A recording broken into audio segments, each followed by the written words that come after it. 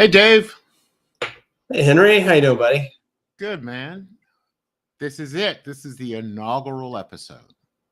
Inaugural episode. Ooh. Should we be worried? I don't know. No. Because you'll always come back to this and you'll always say, remember when we did that silly thing? Or remember when we got started before we were big? It could happen. It could happen. Anything could happen. Honey Boo Boo. There's a Honey Boo Boo story. Oh, yeah. How you doing today? I am good. I have been busy all day long. Some of it was getting ready for this because Yeah. Can I pour you a drink? I guess. Yeah. Can I pour you a drink? Well, you pour yourself a drink. I will take you up on that. What are you drinking? What are you drinking? I am drinking Maker's Mark. Maker's Mark. I have Redemption bourbon. Well, see, I don't have your budget. Actually, Redemption is incredibly affordable. It's cheaper than Maker's Mark. I normally don't keep liquor in the house. And then one day, a good friend of mine, Dave Palmer, sent me this thing. And I had never used one of these before. This is so cool. If you guys don't know what this is, you're getting ready to see. About to show you.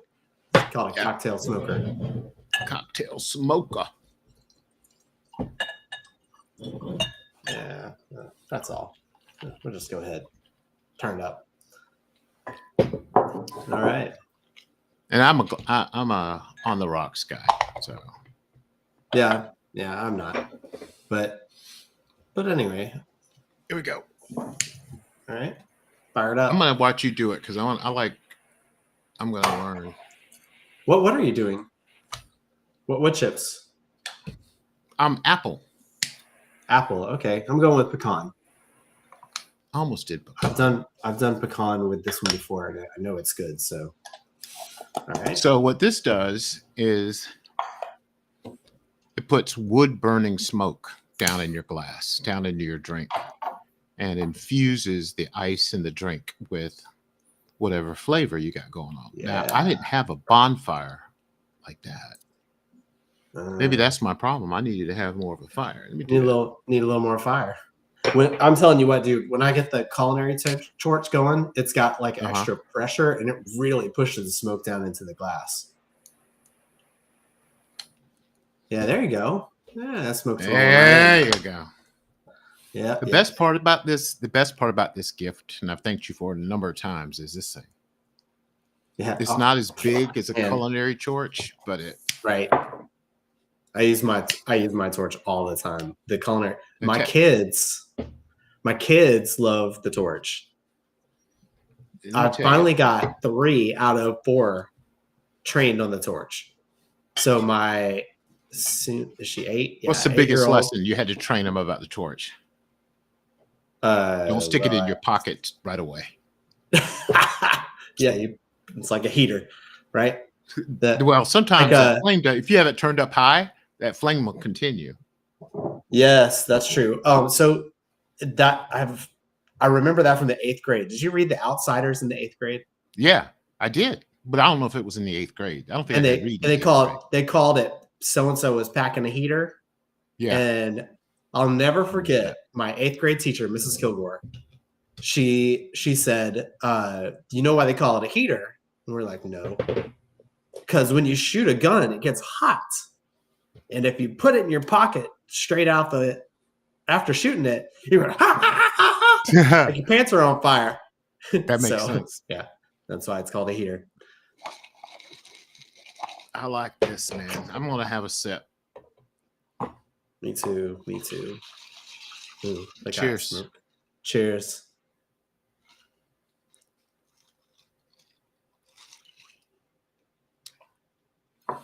You know what it reminds me of? What's that? I mean, it just came back vividly just now. Being at a turkey shoot with alcohol, tobacco, and firearms. So if you've ever been to a turkey shoot. I have. There was no alcohol or tobacco there. Oh, man. You go. But there were lots of firearms. I'm from Blythewood, South Carolina. So we've got plenty of woods out there. And I don't know how turkey shoots used to work where you'd go and show your prowess and win a turkey to feed your family, right? They'd tie them up behind a log somewhere and you'd have to try to get the head or whatever. Now, real turkeys? Like shooting real turkeys? Yeah. That is not the kind of turkey shoot that I went to. I'll tell you what mine was like later, but go ahead. Yeah. Go ahead. They'd have a log down there 50 yards down, and then birds were tied up behind the log where their heads were sticking up, and you had to shoot. That's a turkey shoot. No. Yeah, you pay $1 a shot, and you might win a turkey. You were making that up. I'm not making it up. And but now you go to this little stand, and they have a bicycle wheel with a line on it with a target, and they roll the target way out that way somewhere. And then they have you spend what, $2 per shot. Yeah. And they give you your 12 gauge shotgun shell. Because I'll tell you how people cheat. And then you shoot, they reel the target back in, put it in a box face down, so you don't know how you did. You just know the number that was on your ticket. And when everybody's done, they go through and pull them out, and they say, okay, well, this one's closer to the center. This one's got a BB right here close to the center. A lot of it's luck because you can't control the BBs. Oh, yeah. And then when everybody agrees, okay, this is the closest one. Then they turn it over. That's number 52. And it might be you. If it's you, you win turkey. I would bring home hams and big rolls of bologna. That was a pretty good shot. How do you remember? Well, I am a good shot too, but not really with a shotgun. I'm a better shot with a handgun. I'm a left-eyed, right-hand dominant person. So it's like crosshairs. So am I. Yeah. Works really well. The best baseball players, best quarterbacks are that way. Well, so turkey shoot here where I live, they're for charity usually. Cancer Free's the charity that I support down here. They do a turkey shoot, and what they do is you're lined up next to the targets or across from the targets across the field, and then everybody lines up and they say shoot. Everybody shoots at once. Everybody shoots at the same time. Yeah, and then the closest to the center of the target gets they win that turkey that round. Wait a minute. So they sell it by you the all round. are shooting at the same target? No, not the same target. How would you tell? I know. They got targets lined up in front of every person. That must be a loud thing. It is really, really loud. And there's the pavilions with the metal roof overhang. Yeah. That's exactly. There's that, and it's next to a metal building. So it's like boom, boom, boom, boom. You hear like 5 times because of all the echoes. Yeah, it's super loud. Well, ours were always a frozen turkey, or whatever. You would have. That's what you do. There's a bar in the woods somewhere, and pool tables, and the place you probably wouldn't go otherwise. And out back is the turkey shoot, and there are big 50-gallon drums on fire.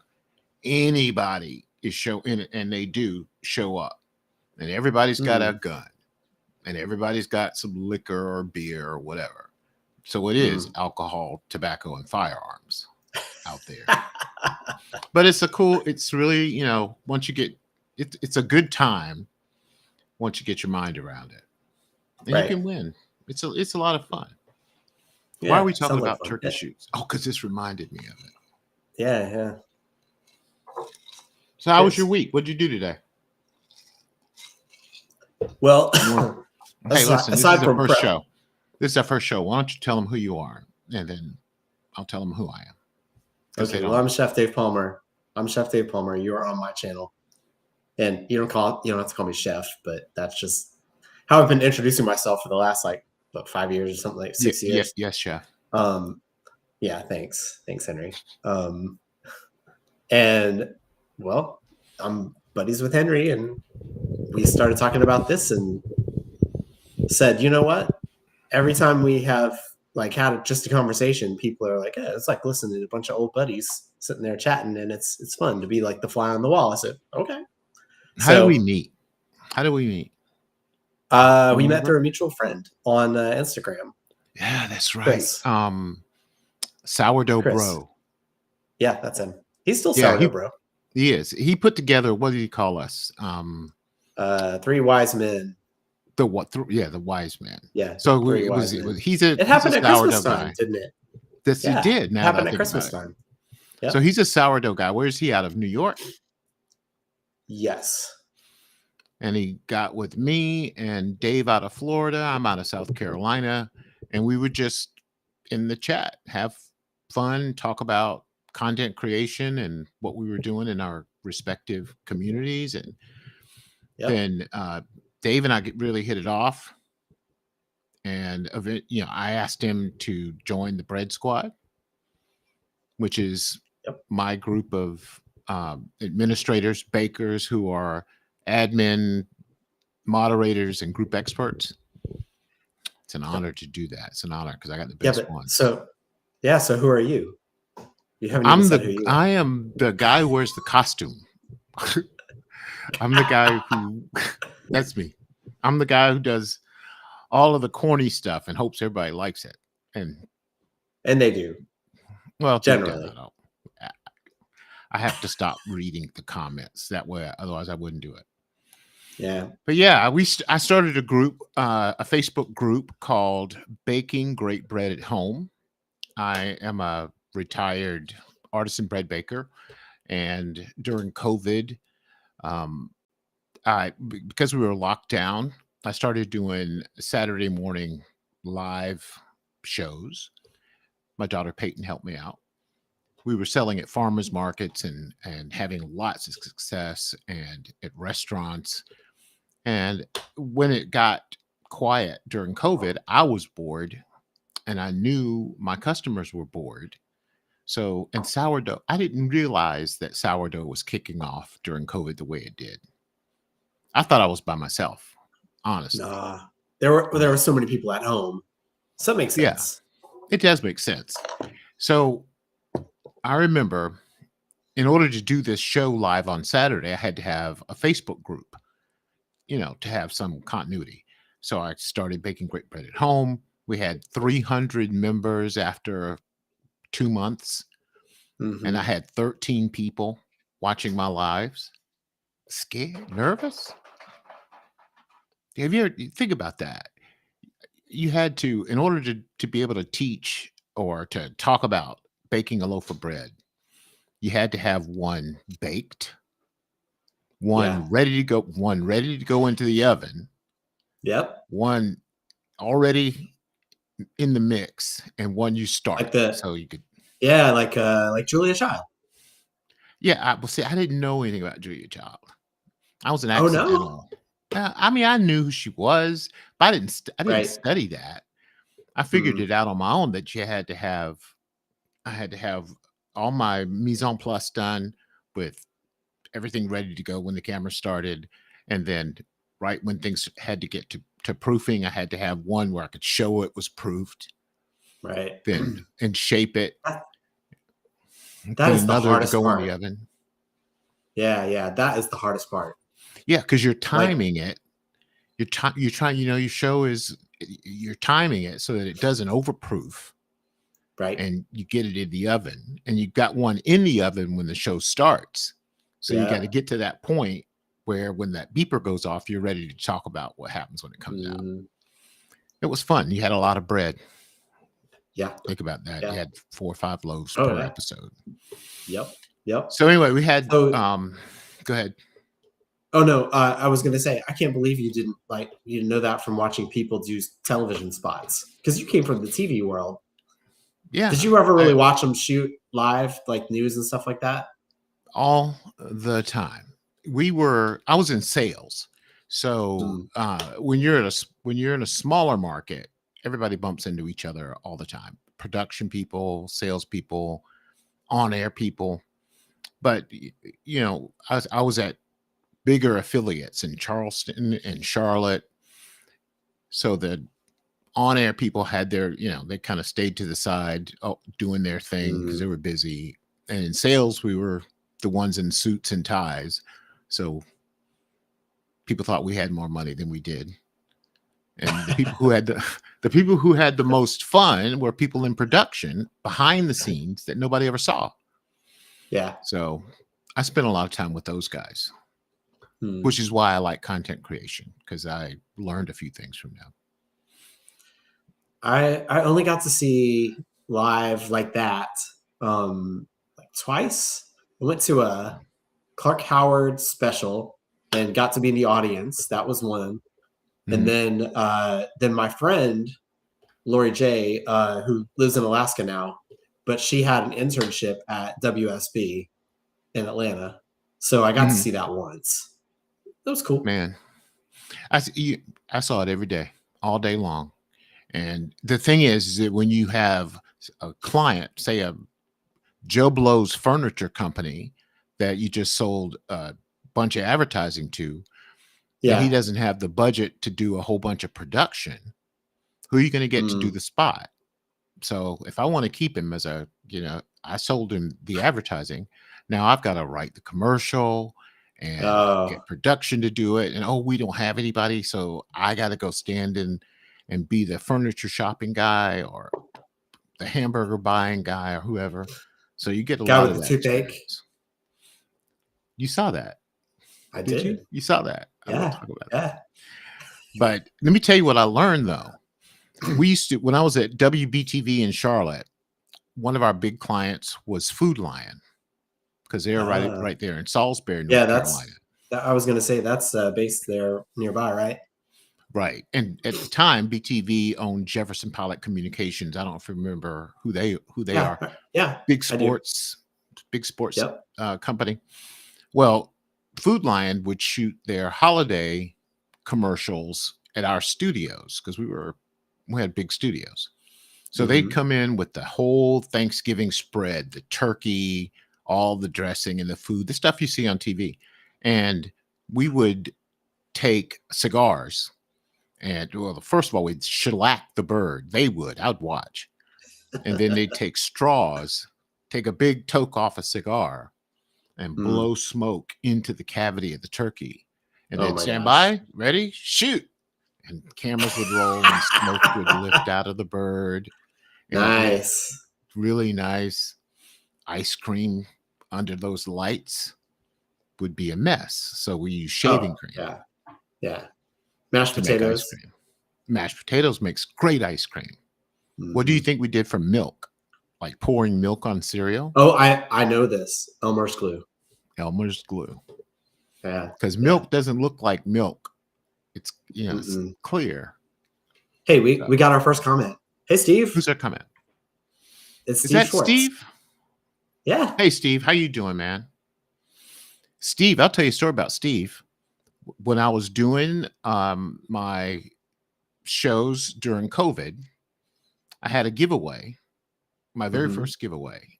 And I think because I didn't have anything to give away, I gave away because we were poor. My giveaway was to offer one of our members to appear on the show with me. Right? I thought nobody's going to do that. But Steve won, and Steve shows up, and we had a great time making that show. And he's been with me ever since. He's a member of the Bread Squad. He's such a good guy. Well, we're glad to have you here with us, Steve. Thanks, Steve. Steve. You're here for another one of Henry's first. Yeah. Next thing you know, Steve, I need we're going to need some moderators. Yeah, one day. He shows up with his guitar. Let's see what he's got. He says, we were staying in the camper at Watery that weekend. He was supposed to bring something, and he forgot it. So we improvised on the show. I remember that. Steve, what was that? We ought to get Steve on air. Steve, are you decent?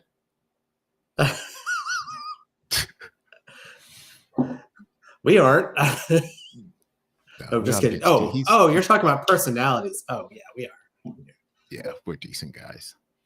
Well, anyway, that's how we got started. Baking Great Bread at Home started out with 300 members. I was so proud of 300 members and 13 people watching.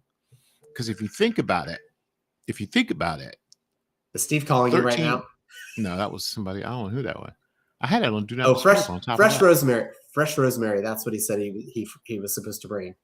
That's so yeah. He'll never forget that because I didn't let him forget it because I didn't have any. I was counting on him to do it. He says he's decent too. All right, Steve, come. Why don't you get Steve on board? You want to come on? Yeah. Yeah. It'd be a lot of fun. Steve, if you have do you have a webcam and headphones? If you don't have a webcam and headphones, then you just got to yell. Tricky. No, well, it'll have an echo. So he works in animal control, I think, in Darlington, South Carolina. Steve says him on the way to the beach. Sure. So yeah. All right. Let's send him an invite link. All right. Henry, can you send that to Steve? Because I don't think I have him. You're asking me to do something I don't know how to do. I'm going to send it to you on Facebook. I'm going to send it to you on Facebook. Okay. You send it to me there, and I'll send it to him. Yep, that's what I want you to do.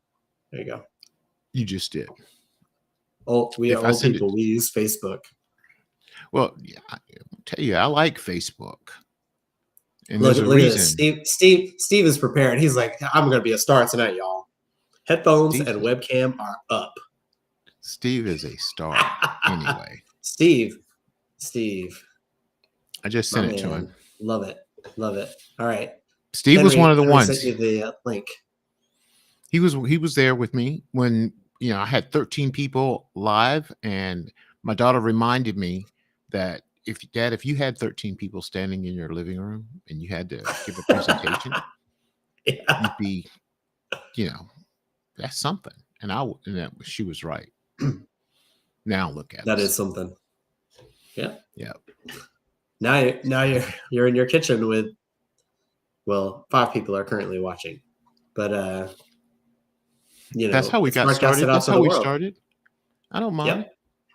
Yeah, 5 people. That's more than nobody.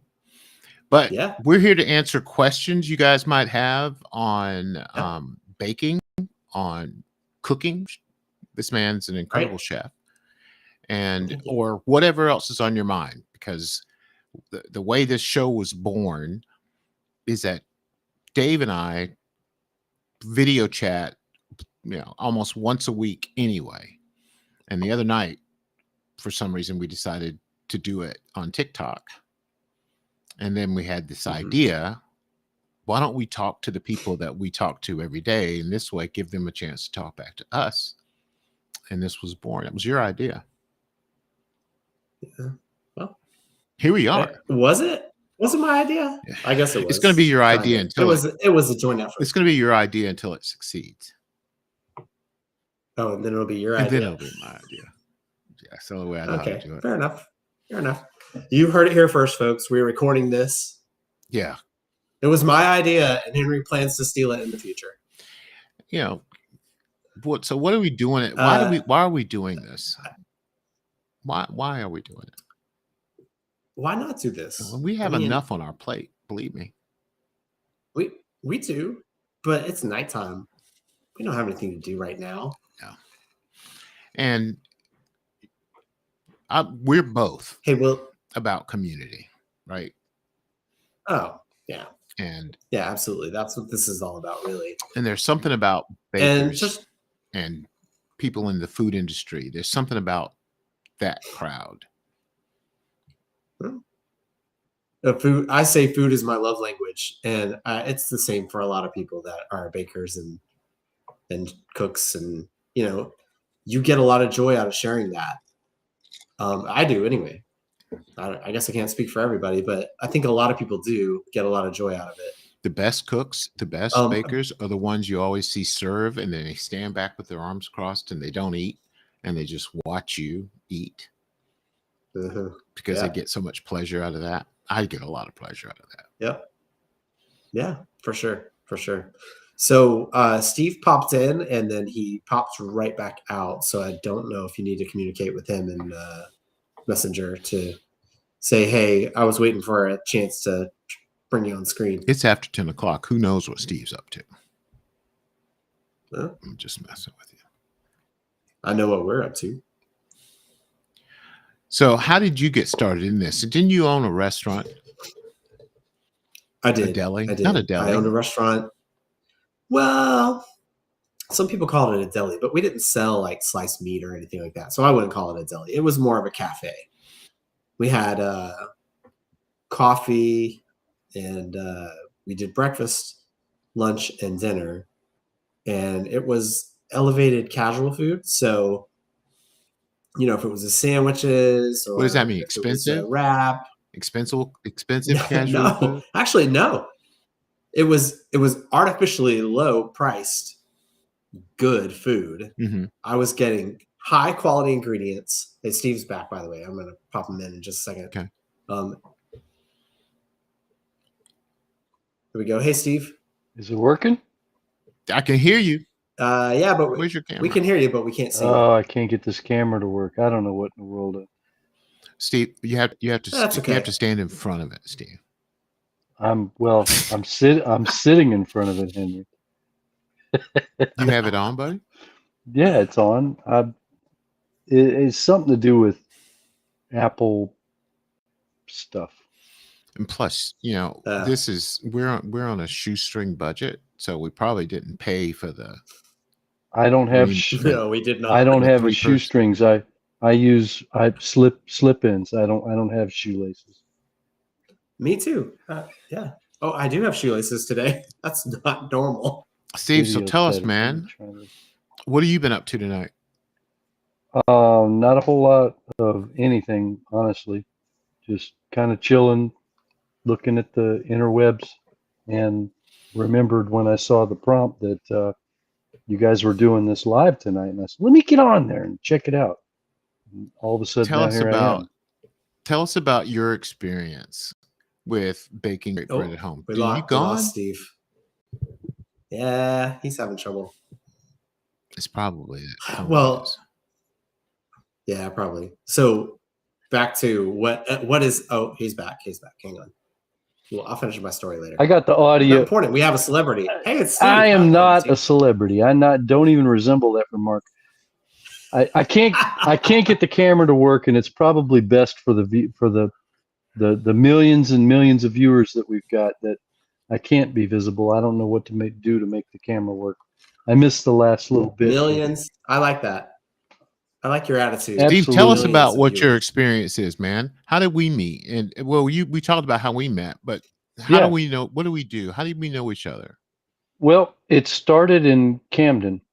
I was my wife and I took our camper up to the Watery Rec area for a couple of years, and really, really good friends with a mutual friend who's sadly since passed, Mary Marshall.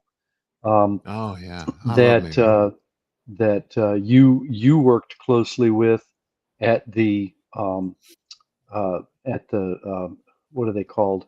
Camden Farmers Market. The farmers markets. She was involved in several of them, but that's where I think she got involved with you initially, and that's through Mary and Kurt. That's how I ended up meeting you and finding out about the bread group at the cusp of the COVID craziness, and it just kind of went on from there. I mean, it's. Were you baking?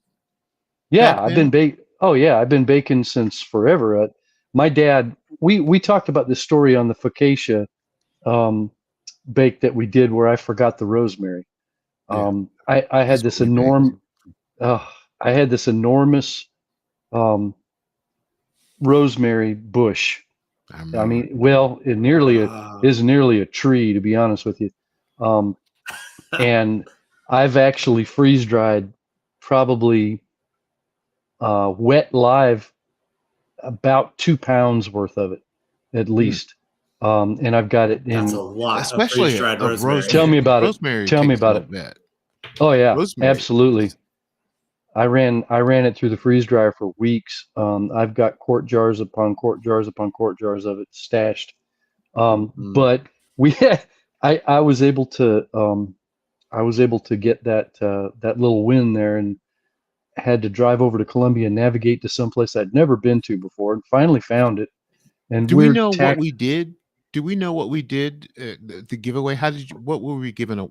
I know what we gave away, but how did we do it? Do you remember? I honestly don't remember that part of it. I'd have to go back and search, because you had already established the bread group at that point, because that was at the very bubble gum. Yeah, tell me about it. And that's what we were putting the in the studio where we filmed. We were putting the blankets up with duct tape and bubble gum to make sure that the camera view was good, and to plugging wires stuff that we didn't want people to see. We were putting Yeah, blankets up and side of the fridge and the windows and everything else. Yeah, it was fun. I'm still doing It was a good time. It was a good time. But I forgot the rosemary. The rosemary was left at Watery in a quart bag, and it was fresh. I just picked it. I was looking forward to it too. I remember that. But Steve joined Make us. him feel bad about it all these years later. Yeah. Steve joined us on the Bread Squad. I call it the Bread Squad. He's one of our moderators on the Bread Squad and takes a active role. That's what it is. It's one of the things that separates us from the other groups on Facebook, the other communities of bread bakers on Facebook, is how we're organized on the backside. Yeah. And Steve, tell them what you think. What's been your experience besides the woman with the whip? The only reason she had, I'm kind of guilty of creating that. Yes, I know. I'm glad it was you, Betty Boop, not me. Terry. Sounds like an inside story. I don't know. I don't know. Who do you think we're talking about? Who do you think carries the whip in that moderator group? No. Come on now. Not saying that. I know who. I'm gonna get you to say it. No. Nah. I gifted the Betty Boop cracking the whip meme to Terry long time ago, and she laughs her head off every time I post it, and I very sparingly use it because it's so it has such an amount of worth, Yeah, it's valuable. Yeah. That is who she is, though. I'm glad she sees that in herself.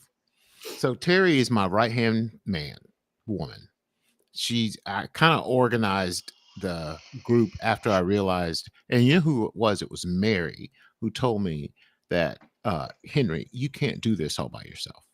You can't approve members, smart woman, and comment on everything and try to help these people. You can't do it all by yourself. You have to delegate.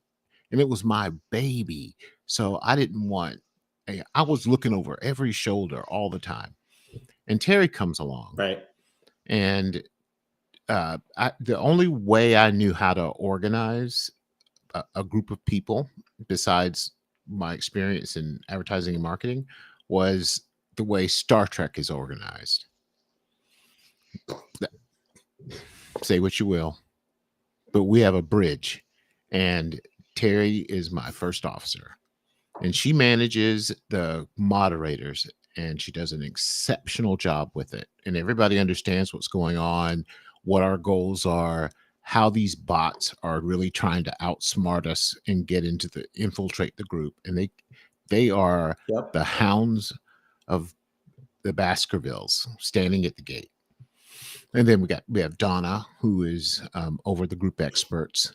And then we have this behind the scenes chat that goes on between the moderators, one with the experts, and then collectively with the moderators, experts, and my administrative team, we are known as the Bread Squad.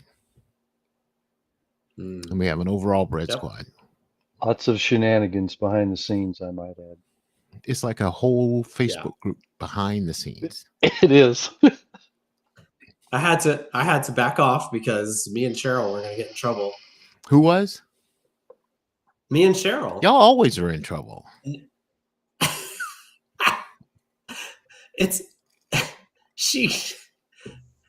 I hope Cheryl's watching, because if she's not, she will watch this eventually. Mm.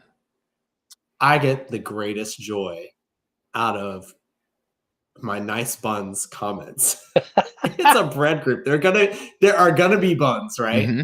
So especially if Cheryl posts the buns. Yes. I mean, Cheryl, I'm assuming Cheryl could be my grandma. You know, like she's definitely older than me. I don't know how much older, but she's older than me. And she is so sweet, and she's like kind of sweet and innocent. And Don't believe that. I know. I Cheryl think she blushes every time I say it. Yeah, I bet every time I say nice buns, Cheryl blushes. Turns she does. another shade. I can see that. Cheryl is one of my admin, and she has a background in editing, like newspaper editing, and as much stuff as I turn out.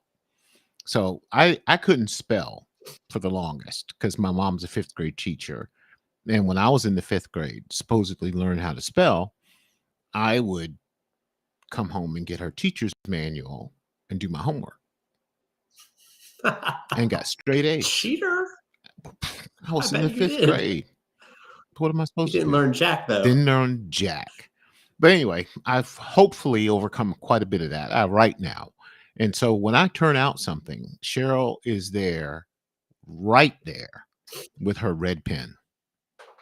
So the fact that I don't have it, there's not more mistakes than there are, is due to Cheryl, and will not take credit for anything at all. Well, you just gave her credit. I know she's mad at me. There you go, Cheryl. Now I know she's mad at me for this. She won't be mean. Yeah, you don't know. Nah. She's the most giving person I know. Cheryl, she lives in the cold. Just make some buns. I'll comment on them. It'll be fine. Yeah, she's a good girl.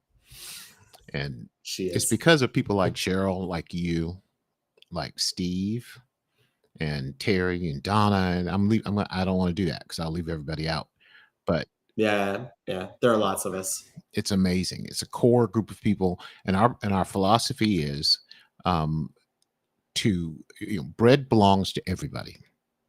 And on Instagram and TikTok, it's all about, look at me. Look at the pretty bread I made. Look at how talented I am. And with us, it's about the journey. Your failures are just as important as your successes, because without those, you're not learning anything. And people are intimidated when they look at Instagram and TikTok and YouTube and see this gorgeous loaf of bread with the proper lighting and the whole setup, fancy lambs and bread, the Challenger bread pan and Wire Monkey lambs and Broad and Taylor proofers, and most people don't have that. This show was brought to you by Wire Monkey, Challenger, and Broad and Taylor. Yeah, and let's not forget Sour House. Sour House. Yes, I don't have one of those. Come on, Sour House. Holland Bowl Mills. And Holland Bowl Mill. Oh, Holland Bowl. Yeah, Steve knows the drill. These are partners of ours that because we don't do, you won't find advertising in our group unless I'm doing it, and that's because everything that, and I do my fair share. What is that? That's you with Mod Kitchen, another partner of ours. Yeah. And the way it works with us is I negotiate for product to give away to our members. If I use it and it works, and then I want to recommend it. And if the client gives me something to use and I like it, I'll recommend it all day long. I think you recommended me to Morgan at Mod Kitchen. Yeah. So yeah, I remember introducing you to her, and they do bread bags that are exceptional. Oh, I should open it up. Here. Oh. This wasn't planned. I do scout, so I always have a knife on me. Oh yeah, there you go. You got one. It's got bread in it. But And you But can we don't freeze have- in it too. That's good. That's a good thing. You can put That that in the is freezer. cool. They're designed a lot like dry bags, like for camping. Yeah, they are. With the little, and I like the little clip. See this? Oh, yeah. Oh, ooh, We look had at someone these. tonight. Now look, It's holiday time. Morgan. So Morgan. don't be. Don't you? Don't do it. Morgan. I help Morgan pick out this pattern. That is why she's in it. She is awesome. Do you talk about more? Do you write blog posts that say how to store my bread and put Morgan's product in it? Morgan. I have. I don't have your not Morgan's name, but I put Mod Kitchen. I know. I didn't get Christmas. I have. Morgan. I probably have a affiliate link I could send you. Yeah. The thing is, these go buy yourself some bread bags. I recommended a bunch of them today because we had someone talk about how to store your bread today, and I went and got that blog post, and then I started sending out her affiliate links because she's good. Steve, her product is. You know what's going to happen, right? Then like tomorrow, it's going to be give bread bags instead. Stop! Don't pick on me. Let me see if I think I might have got this to work. Let me try something. Here we go. Oh, maybe not. I can see part of you, Steve. Look at that up top. Are the lights off, Steve? The lights are blue. Steve, I'm looking at your desk. I see. I see. Yep. All right, hang on. Let me try. You're on rear camera. It's his camera. That's what it is. You can only do it one way. I bet you. So you mentioned give bread instead. That's my baby. We do a lot of philanthropic stuff, but give bread instead is my baby. It is backwards. Right. Yep. What's that, Steve? It is backwards. Those are my vapes. That's what we've been hearing. They're ancient. They're all beat up. I don't even know how to turn the camera around. Let me turn the camera around and look at it. There's usually like a reverse the camera button. Just point the camera at your face. Turn it around. Hang on, let me try something else. Oh, here we go. Maybe that'll work. Oh, there you are. There you are. Oh, yes, and I have massive. See, those are my alien. Get away from that light, Steve. Let the light hit you in the face, not behind you. Yeah. There you go. There we go. I know what I need to do. Give me a second. I know what I need to do. Okay. Point it at the ceiling fan. That's what I need to do. Oh yeah, Steve, you're in prime time ceiling fan mode. Yeah, really. We're live. Did you know we're live on the internet, Steve? Yes, of course. What? Hey, look at you. All right. Look at him. Hello, Steve. Yes, it's epic. I know. How you doing, buddy? I'm hanging in there, brother. You got your guitar? Some work to do? Yeah, it's actually right over there. Right beside you. Oh, nice. There it is. Nice. One of them, anyway. Steve, one of them. That's the one that's well, it depends. It looks like a single. Looks like a single coil there. Yeah, that's a 2000 Fender that I've done a bunch of modifications to get it to play. That one has a name. It's called the basket case. When I got it, it was in pieces and it was in bad shape. It was worse than my first 3 dozen loaves of sourdough. It was bad. First 3 dozen. Did you play in a band? Were you in a band? I'm actually in 2 bands right now. That's right. You still are in a band. Yeah, we're just not active because all of us crusty old guys are going through all kinds of medical stuff and whatnot. It is what it is. Don't get old. I'm watching y'all get old around me. It beats the alternative. Yeah, I look around and I'm like, y'all are getting old. That's not happening to me. I put this color in my hair. Steve, I was in bands too, so that's why. Awesome. Yeah, he plays guitar too. Yeah. Oh, awesome. Yeah, I play primarily 6-string. Yeah. That's what I started with, and that's what I've been doing for years. But right now, with what I'm doing with the two different groups, Area 43 and then the other band that doesn't really have a name yet, it's a trio, both guitar and bass. What kind of music? Eclectic, you name it. Classic rock mostly is probably the best Yes, that's my genre stuff right to, there. yeah, it's probably the Adult best genre. contemporary, light rock, light 96.7. Are you a yacht rock guy? Yeah, yacht rock. Nah, I am a big yacht rock guy. I like Henry is. Yeah. That's what I figured. Henry is. I'm a sap. I'm a love song, yacht rock all day long. His I was favorite is listening to Michael McDonald. Bublé Christmas.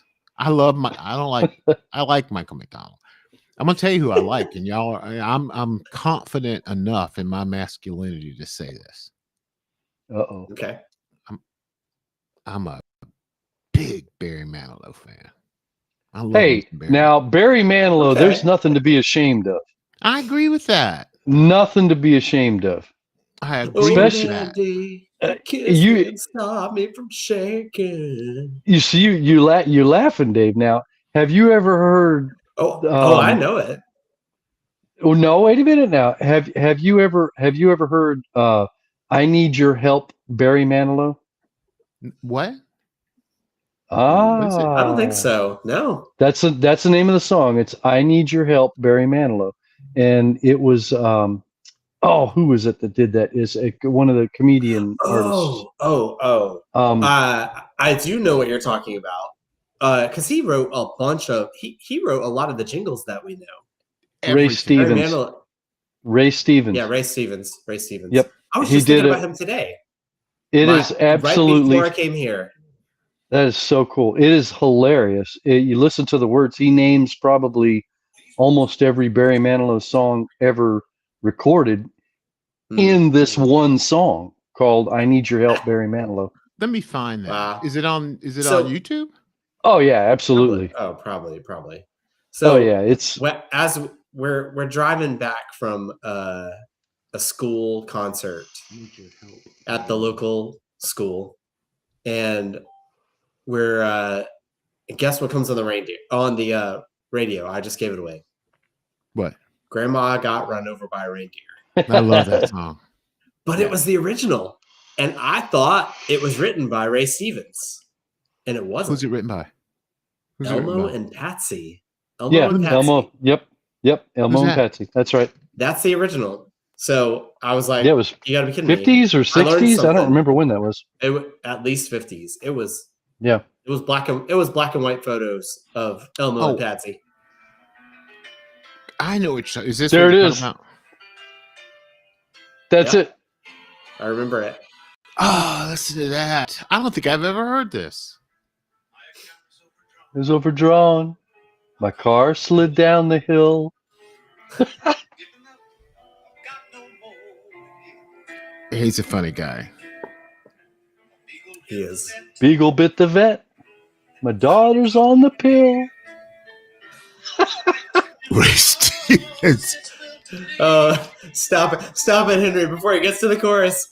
Oh, do I need to? Is it bad? No, it's not. No, it's not. But we'll have to listen to Steve sing it.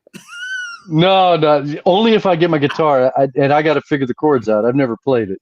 Well, play it between now and Thursday. Between now and next Thursday. Now and Thursday, okay. Yeah, I'll pull the. I'll pull the. Get a copyright strike either. Well, he's not going to sing it well enough to get a copyright strike. No, Ray Stevens is like those Ray guys? Stevens. Nah. It's not the Eagles. I mean, if it was the Eagles, I'd be worried about it. But I don't think Ray Stevens is going to prosecute any live streams. I doubt. If Ray Stevens goes to minute 48, 15 seconds, it's like, hey, they're playing my song. You can't do that. We're sorry, Mr. Stevens. We are sorry. Those are the days. Steve is especially sorry, right, Steve? You were unauthorized to sing that song. Hey, I'm sorry. You are especially sorry. Say you're sorry. I authorized myself. I'm not sorry. No. You're sorry, Steve. You're sorry. We can't get this. We can't start off with strikes. And Dave jumped on me today about you got to get a strike on that.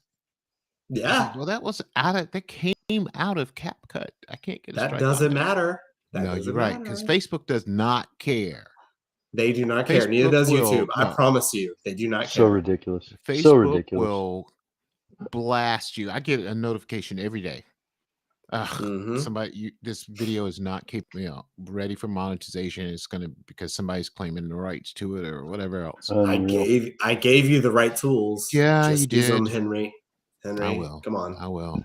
So why can't you just declare up front that you're doing a cover of something, or give the credit to whoever the credit is due? There's something you can do like that, I think. But I don't have enough time for that. So ridiculous. On Facebook, you can share revenue. Yeah, that's what I do. That's what I end up doing.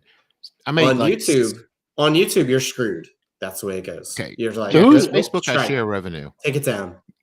So who's busting the people around the campfire? I don't know. No, nobody is, because a cover is a cover. You don't have to worry about a cover so much.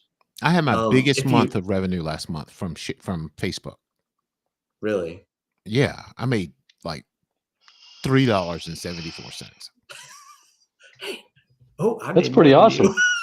I didn't even know there was a revenue analytics. I made $5. Did you?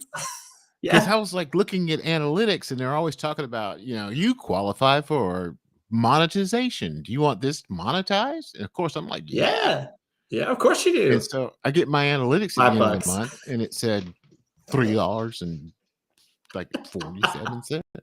If you drive around your community to all of the fast food joints after hours in the drive-throughs, there's change on the ground. You can probably double that in one night. One night you could double that. Right outside the window where people drop it. Exactly. Now, if you don't believe me, next time you go through a drive-through, just stick your head out and look down. You're right. Now that I think about that, right outside the window. Nickels, dimes, sometimes quarters. Oh yeah. This is a man who has tried this. No. I'm not guilty of that. Come on, Steve. Come on. I've thought about it. But it's like a tip jar right there for you. It is. People are making money on Facebook. I know that they are on Instagram and TikTok. Yeah. But are they making money? Not that much, but they are making money. There are people that are making the opportunity. Well, they're not me and you. Clearly. No, you and I aren't. The money that I make a nickel or two. Maybe $50 a month or something, sometimes more. And if I do, I don't think what people realize is, and listen, I'm not complaining about this, because I would do it anyway. I have subscriptions to everything. Right. I've got subscriptions to Gamma. I have a subscription to Gamma, subscription to WordPress for our blog and our recipes and our newsletters, and subscription to everything else. Everything's $20 a month, right? Right. Everything's $20 a month. Right. So you're 100 down from the beginning. Yeah, I'm more than that. But by the time anything that we make as a group, or I make, goes right back into that. Right. Well, that's the same way. An artificial background. I mean, that's what I'm doing. And Henry and I have talked about this, Steve. So I've decided to just forget about like how much am I going to make on YouTube, right? My goal is to share, and it's to, put the information in the people's lap, literally just serve it up. Yeah. Because I'm 47 years old. Really? I'm not trying to get rich. I am 47 years old. So I'm not trying to get rich. I'm doing this for fun. I'm having a good time, and I'm going to reinvest the money if I get monetized. First, I got to get some subscriptions. Steve, you can be my next subscription if you like. I think I already did. Yeah, do me all right, too. good, perfect. So, because I'm like 400 people away. And I need watch hours. That's what I need to get monetized. But what am I going to do with the money? Put him on and wash the dishes. Put him on and just let it go. Wash the dishes. Yeah, absolutely. Your wife will thank me. Yeah. But he's right about that, because we founded Benevolent Bakers together. Because we have I remember that. a similar we are synergistically working together when it comes to giving, and that's what that whole thing is about. So any money, I have some books on the market, and the most successful, as far as financially successful book I have, is the one I gave away. I told you. You did tell me that. Sourdough for the Rest of Us, which is, I think, it's I didn't set out to write that book. I thank you. As soon as I saw it, I was like, that is the best. That is the best book on sourdough that exists, because it simplifies everything. And sourdough is so simple, but people want to people complicate it to sell books. They complicate it to make themselves look like this, get the shit. But the thing is, I was answering a question from a member, and you know how long-winded I can get, Steve. So I'm answering not you. Yeah, man. No. I know. So I'm answering a question from a member, and I'm like, there's 2 or 3 other people that can benefit from this. So let me do a blog post, and then, that relates to this. So let me go a little bit further. It's longer, so let me it turned into a handbook. Next thing you know, it's a book. And I gave it away. But in order to reach more people, I actually have to sell it to put it on Amazon, because I can't do it otherwise. Right. I can't get it to enough people. And so the Amazon requires that you sell it at a certain price, depending on what it is. I think it's $6.24. But it basically is everything I wish I knew when I started this. I just tried to write it all down, unpretentious, so that if you've got kids on your hip and one running around and you want to make sourdough bread, this book is for you. If you want to you want to learn how to take care of your sourdough starter and not have a whole bunch of words thrown at you don't know what they mean, this book is for you. Sourdough for the Rest of Us by Henry Hunter. You can find it on Amazon. It is. Like I've seen it. I feel like David Attenborough should come in right now and go, "No, we see Henry posting about this book, talking all about it." Tell you what, don't give me any ideas. I can do that with AI. Yeah, you can. Oh my gosh. Steve, do you use any AI for anything? Steve's a I've goofed around with it some, but I'll be honest with you, it kind of scares me. What scares you? What scares you, Steve? What scares me is people that are going to use it for the wrong reasons. Yeah, but you're not going to, right? Give me an example. There's deep fakes all over the internet.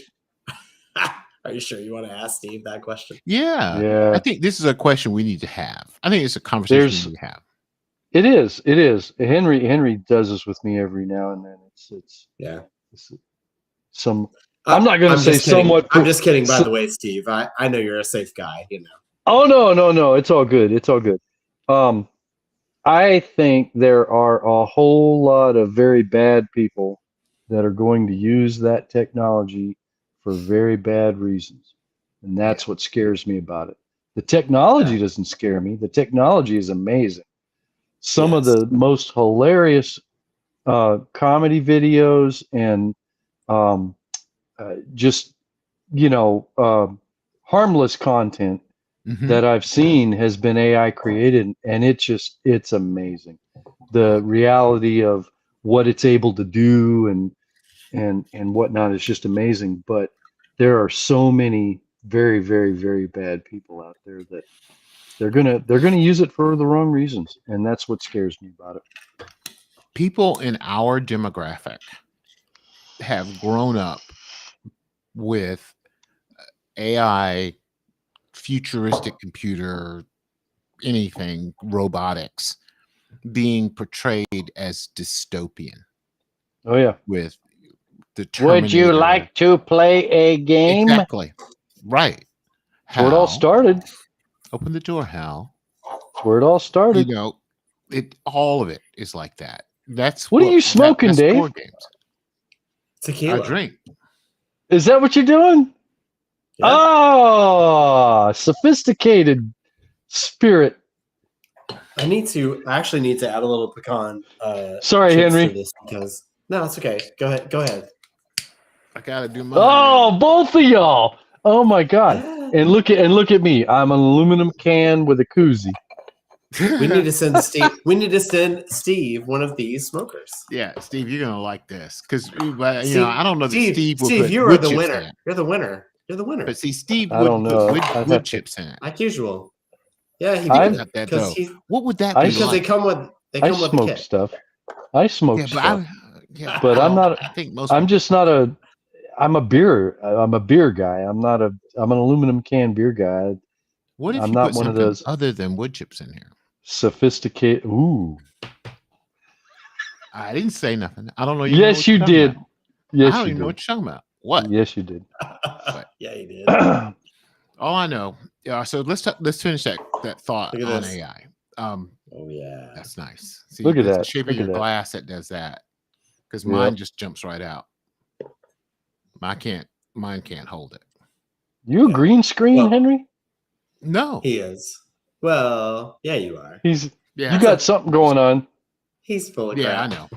I'm seeing the glitch. The fake. The fake glitch in the Matrix. Yeah, that's it. Yeah. So okay, I think so. Ceiling fan kitchen tables. That's where I'm at. Let me tell you about what I think, and what I think is not only because in our demographic, people are slow to change, right? AI to me is a tool, like a hammer is a tool. If you go to build, if you and I were charged with going to build a house, and you went and you built the house the way it's always been built, with a hammer and your tape measure and some saws, and I come along and I've got a nail gun and a laser rangefinder, I'm going to build the house faster, and I'm going to build it more accurate than you are. I'm going to build more houses than you are, only because I have a better tool. That's it. Now, a hammer has never hurt anyone. Want to bet? A hammer has it, but people yeah. known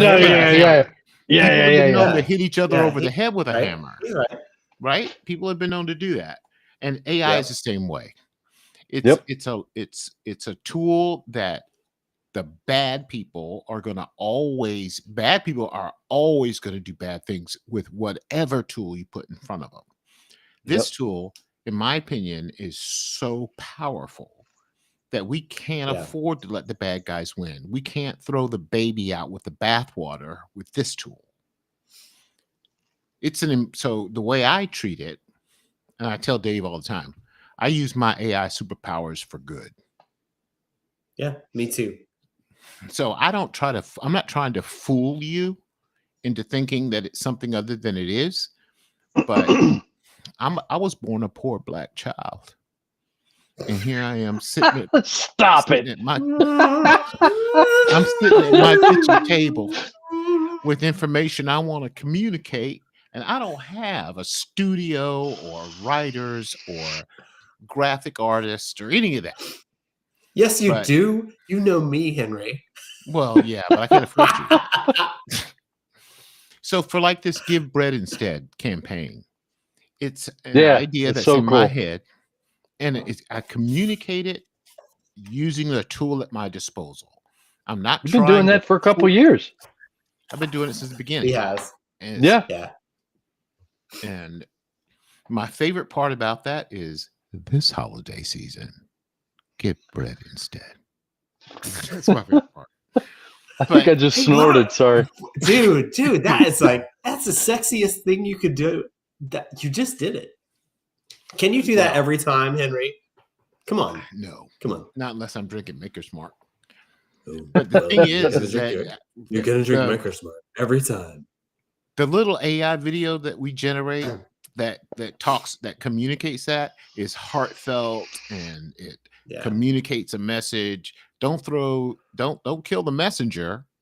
And I leave the watermark up that says it's AI generated. I'm not trying to fool you.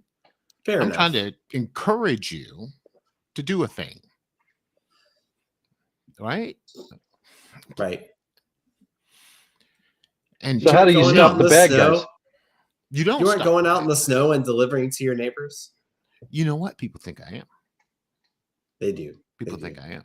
They really do. Is it snowing in Colombia? No, well, yeah, I'm trudging through it, delivering bread to people's houses.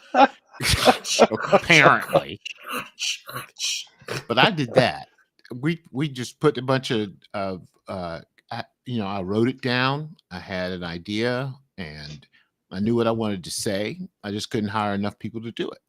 So I generated clip after clip after clip and put it together, added the crunch of the snow, added the voiceover myself, and I didn't put anybody out of business doing it.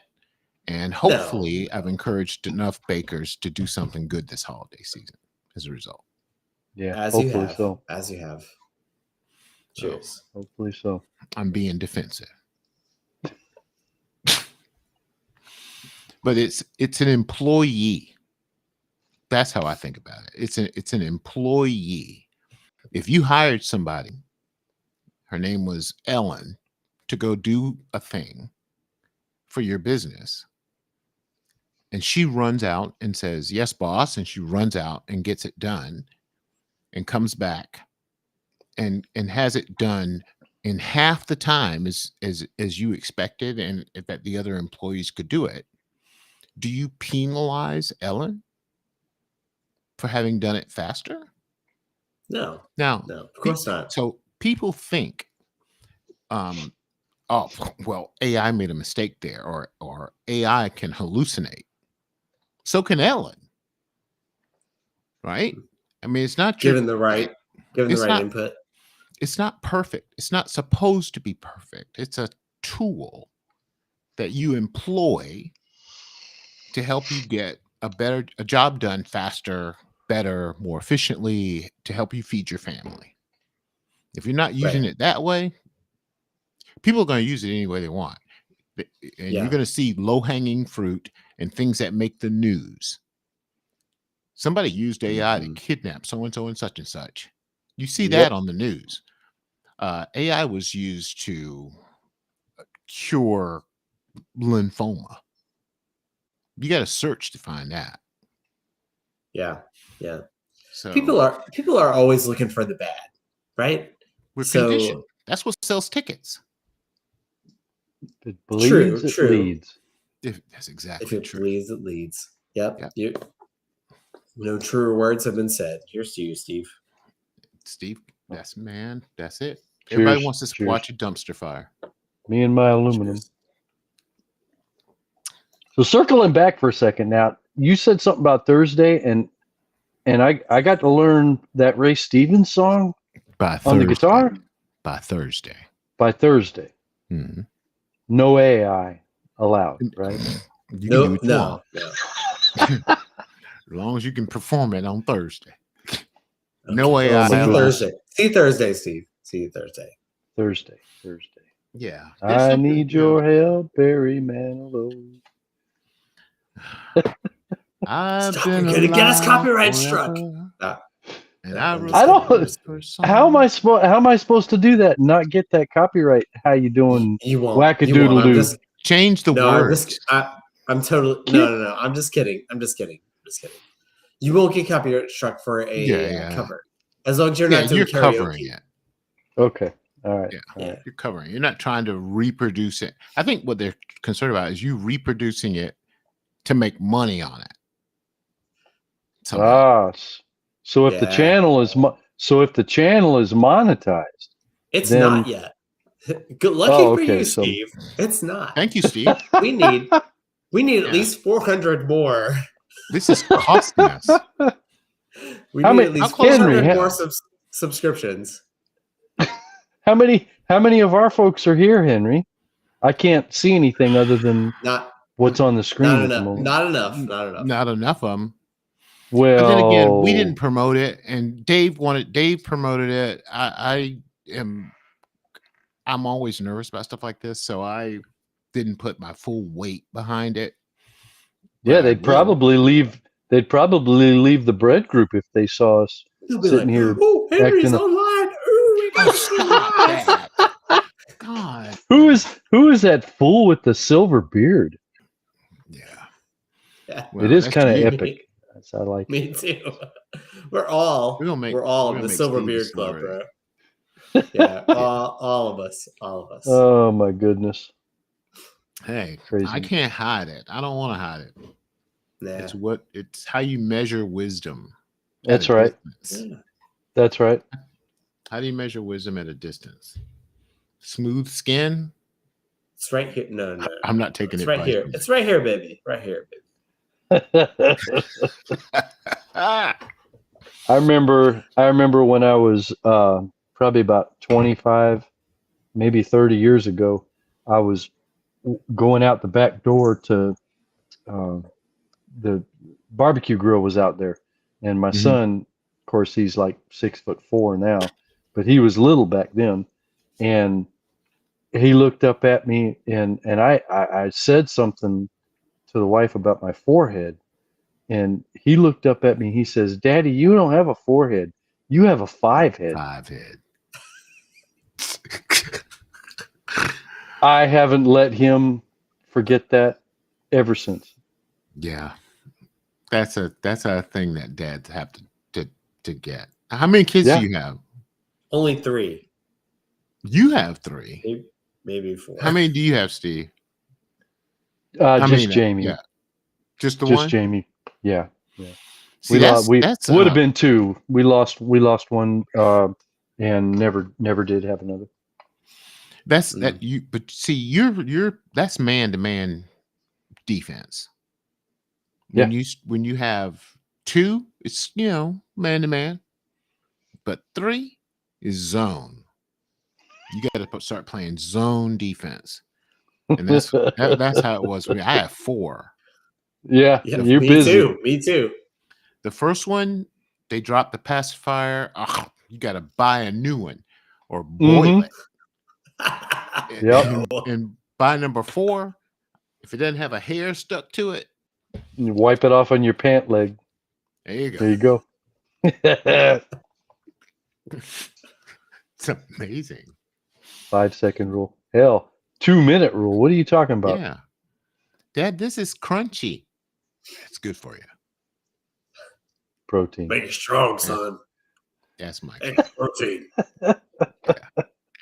In my day, it's all the stories we tell as dads. Back in the big one, WWVN. What's that? Vietnam. That was an old military jargon. Back in the big one, WWVN. So you were in the military. You were in the military, weren't you? Yeah. How old are you, Steve? 58. If you don't mind me asking. 64.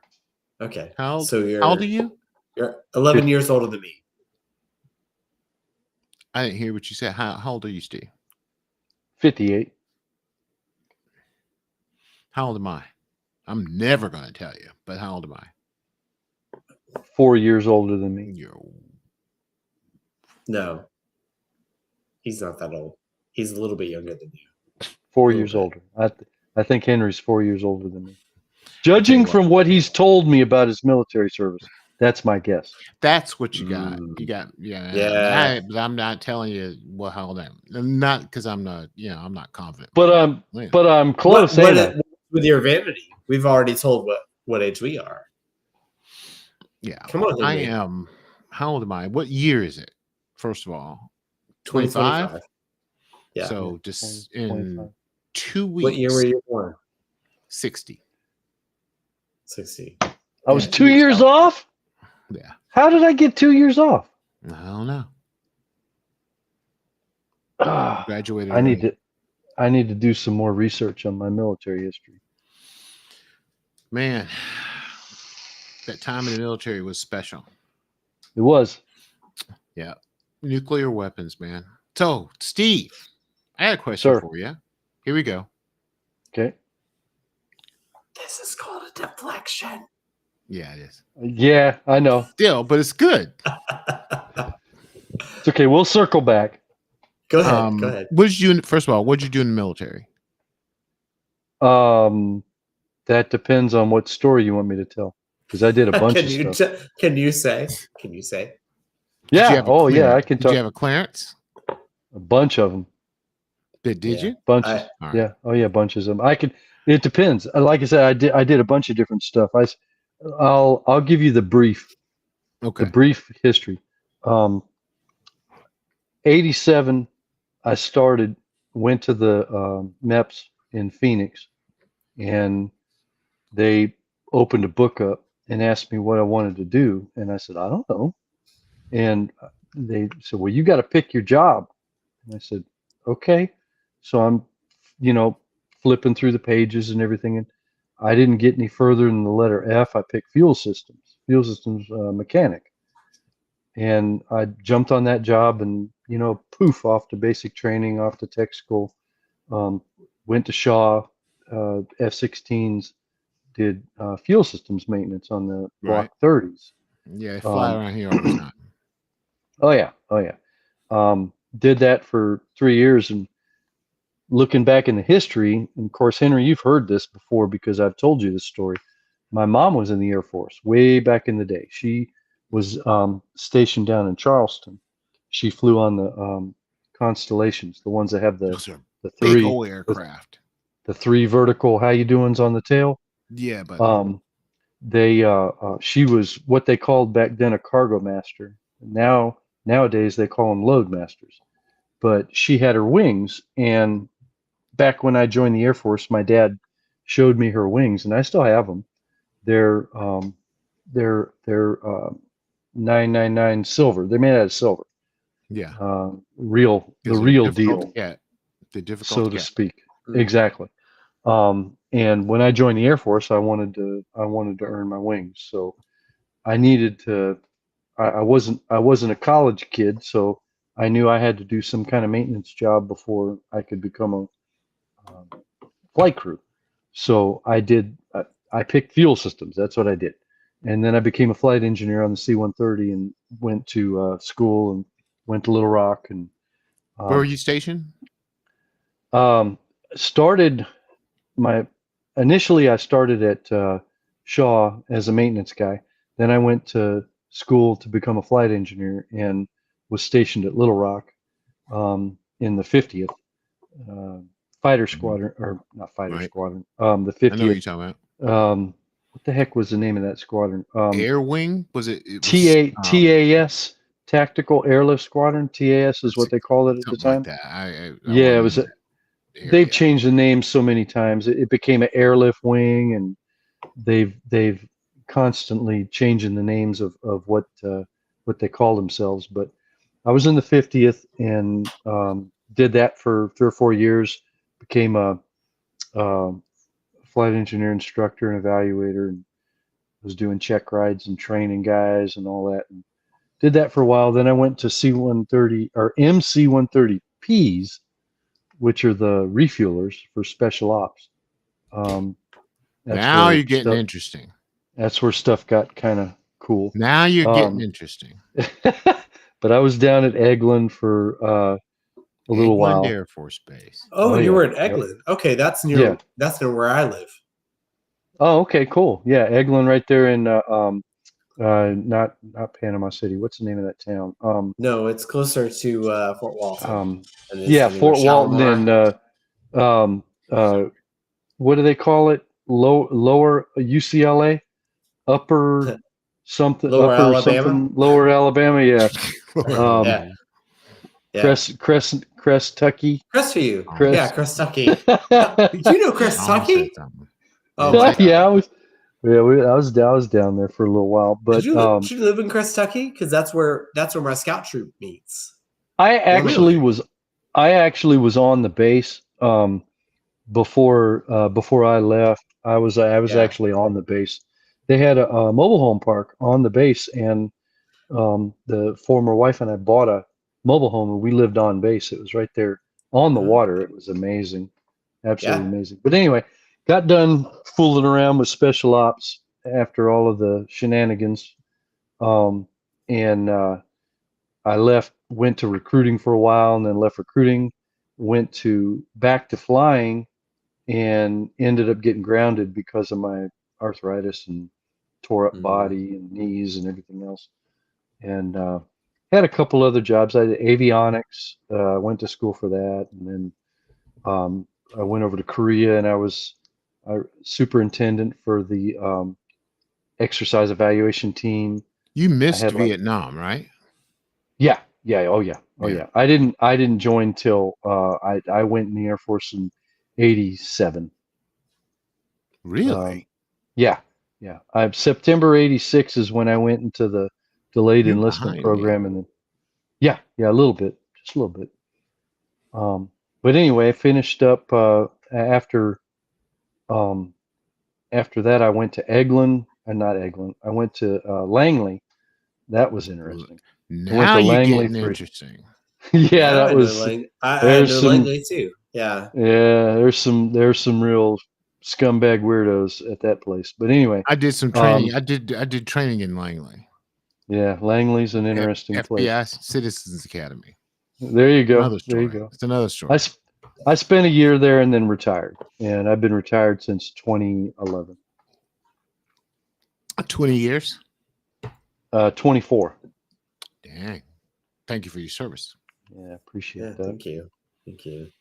I did. Yeah. Good. I moved here right after you retired because I was I moved to Paxton, which is a tiny town. It is about 25 miles from Crestview. Yeah. And I'm up on the Alabama border.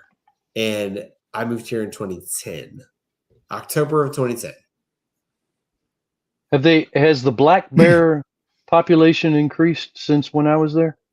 It has. And in fact, our illustrious governor has decided that we're going to have a brief open season on black bears. Oh, good. They're getting the conservation. That's good. It is good. It is good. Right. It is good. And we You're not gonna have that same opinion about everybody. Who's not gonna have that same opinion. I mean, look, I have been on hunting expeditions in Montana for black bear, so I don't have a problem with hunting. That's the only reason I would ever go to Montana, because it's cold in Montana. It is damn cold in Montana.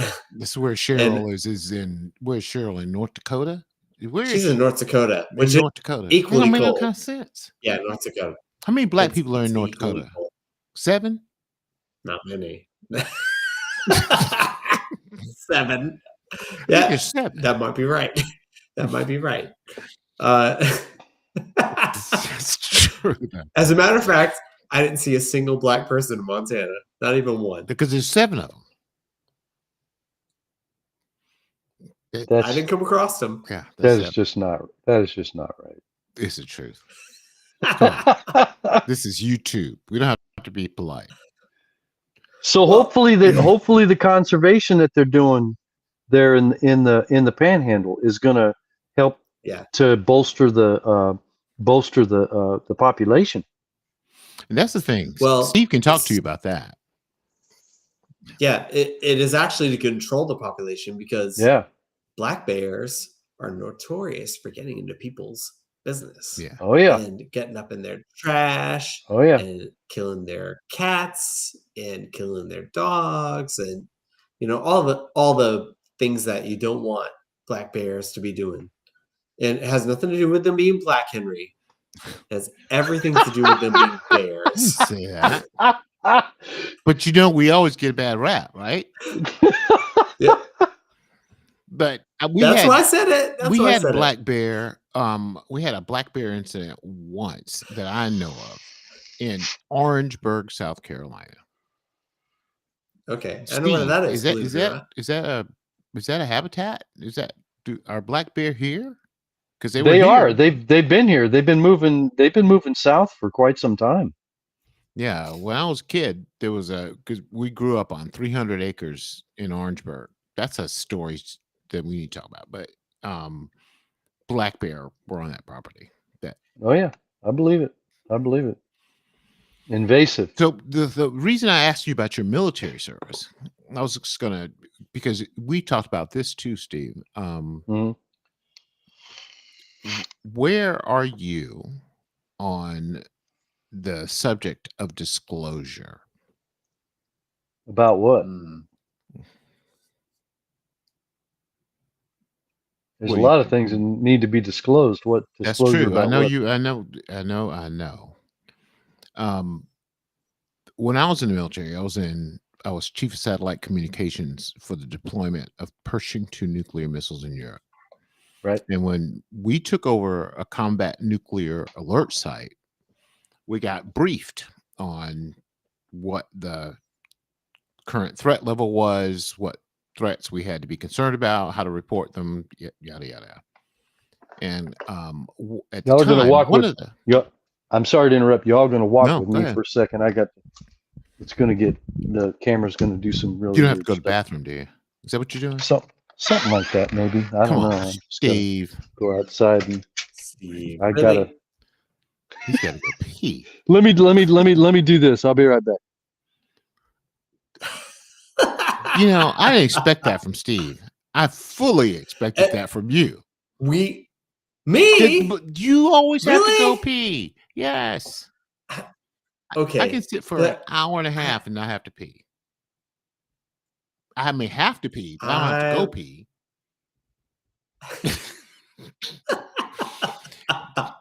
Ladies and gentlemen, David all the time. I'll be right back. Be right back. 10 minutes later. I'll be right back.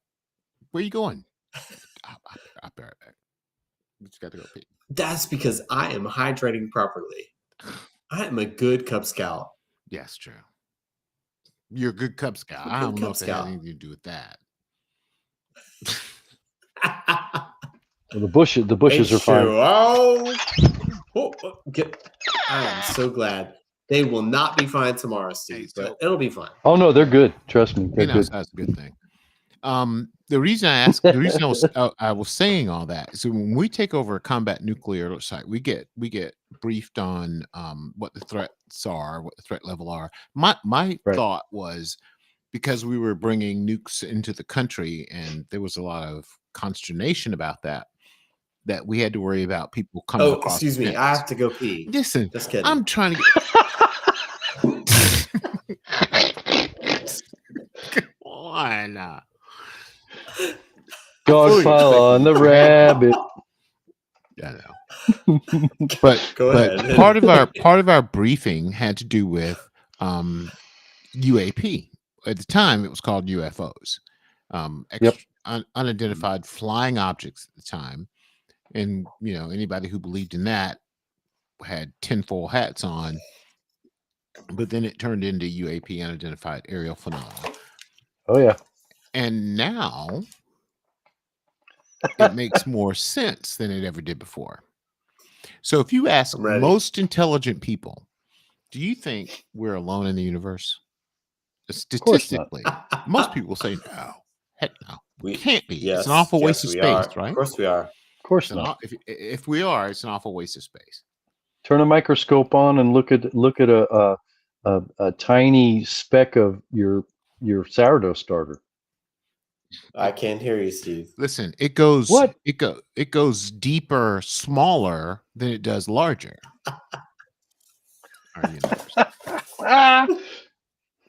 So I'm trying to admit to something. Okay. I didn't believe. I don't know if I believe. Of course, I believed it, but I didn't believe it. Nobody believes it until they see it. Yeah, I'm a conspiracy theorist. Nice eyebrows. This November of last year, November 11th, I'm working late, typically. Veterans Day. Steve, you know I'm working late. What'd you say? Veterans Day, November 11th. Thank you. How about that? That is Veterans I'm Day. working late, Well, maybe 2 o'clock in the morning. I get up to go take a leak outside while taking out the garbage. No way. I was taking out the garbage, and I took a leak. I had to go take it. Honest to God, I had to take a leak. No, and so I'm looking up. I look up, and you sent me those videos too. I know. I look up and I see what looked like unusual stars. And I'm thinking, because I've been sitting at this computer all day long, my eyes are blurry or whatever. And I wait for a minute. He sent me these videos. I sent you too. I sent them to you. Yes. It's like those what are they called? They sell them down at the convenience store. Satellites? No, the little candies that are like globules of colors. But they're chewy. Gobstoppers? Oh, I know something what you're like talking that. about now that I think about it. Yeah, but no, the nerds. They don't look like that. They don't look like that. They don't. Look no, like they just that. have multiple colors. Like multiple colors is what I'm getting not at. when you're looking at it naked eye. So anyway, I took the garbage out. No, not really. I look up and I see it, and I think that's unusual. And I'm thinking my eyes need to adjust. And then I stand there for a minute, and I see like 7 of them, and they're right there. They're in a row. They're just stationary, and they look like little dangly Christmas ornaments, and with a bright light in the center. Steve, listen. He sent me this video, and I was like, I've seen him.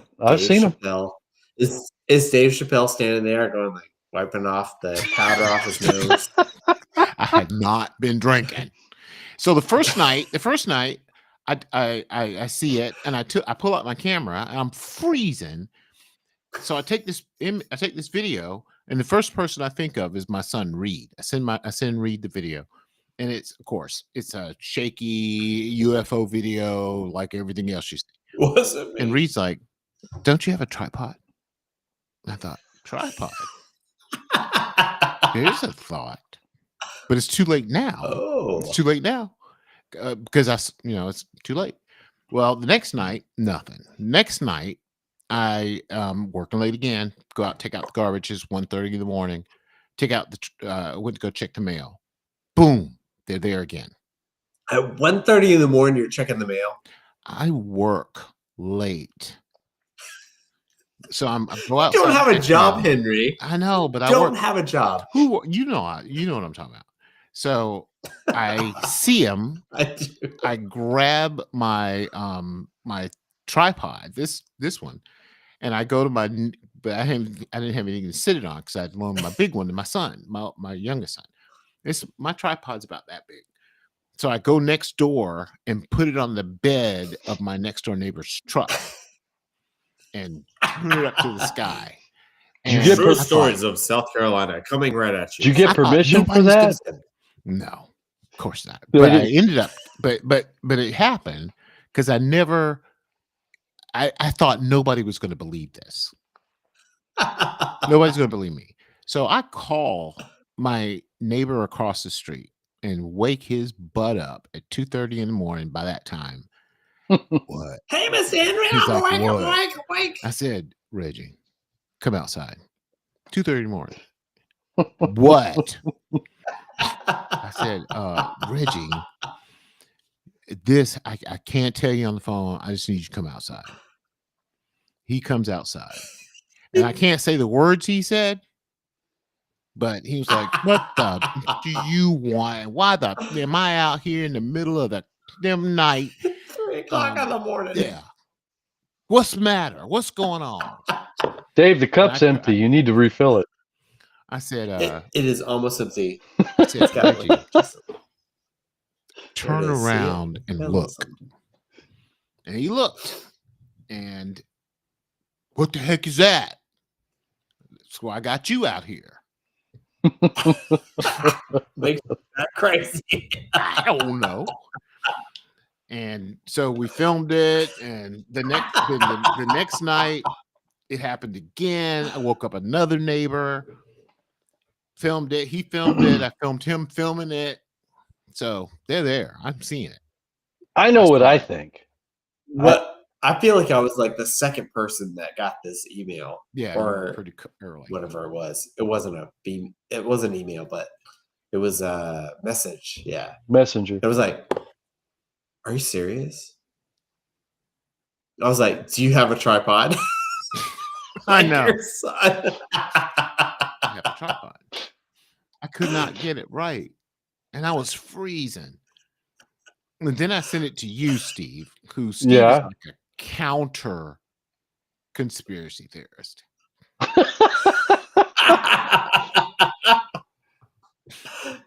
I know what I think. Steve's like, of course the government's keeping stuff from it. Wait a second. I want to hear what Steve thinks. I think you were looking at Starlink through the atmosphere causes it to luminesce like it does. Right? You would think that's exactly what I said. You said the same thing, right? That's what I think it was. That's what you thought it was. And see, but you're thinking what it was, having not seen it. Right, because all I had to go off was a shaky video. And expecting that I didn't. Yeah, if he had a tripod, that would not have been. A tripod would have made a bunch of maybe the luminescence wouldn't have jiggled as much as it did. You know what? Because the next night I had a tripod. And it was nice and steady, wasn't it? So, it was nice and steady. I will attest it was. So I still think it was Starlink though, just being luminescing through the atmosphere.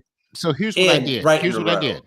Wait, it was right in a row. I go to Claude, my AI, and I said, Claude, tell me where Starlink is. I am at X, whatever my degrees were, north latitude, yada, yada, yada. Here's where I am. Here's what I'm looking at. Here's the direction I'm looking, and here's the angle of elevation I'm looking.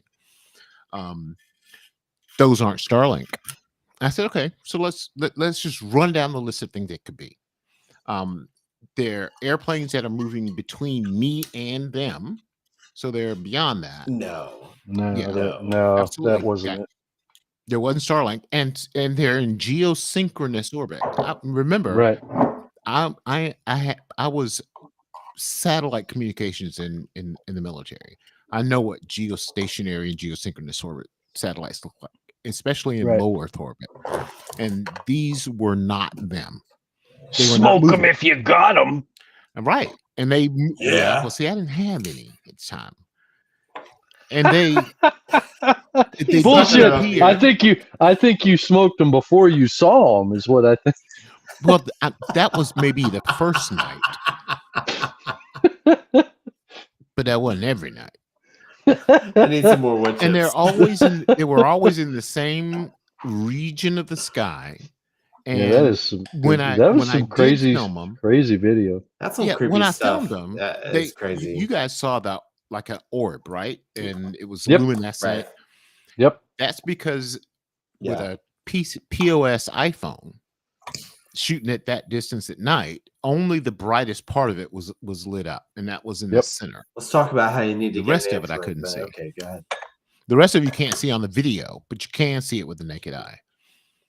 So listen, they're there. They're somewhere. They're doing something. He's talking about this. That's nuts too. Oh, another one of those. I can't. There's no way I can post a picture on here, can I don't know. So you see, I can talk about it over here on YouTube, but I couldn't talk about that in a group. No. No. What's this button do?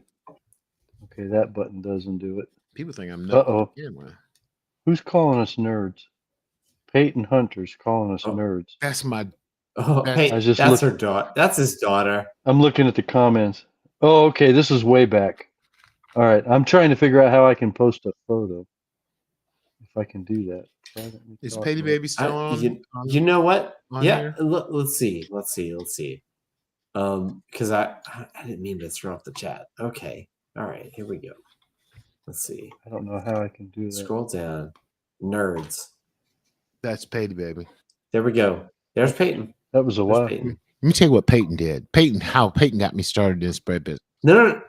Hey, listen. No, forget about that. Let's bring Peyton on.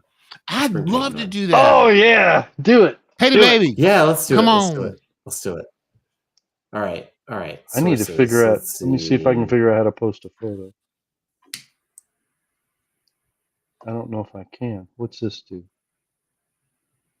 No, that's not going to do it. Oh, excuse me. Is she available? All right. Well, she posted not too long ago. She's probably still watching. Let me see. Send her the link. Peyton, we want you to be online. Presentations. We're trying to get you camera. on. Are you still online?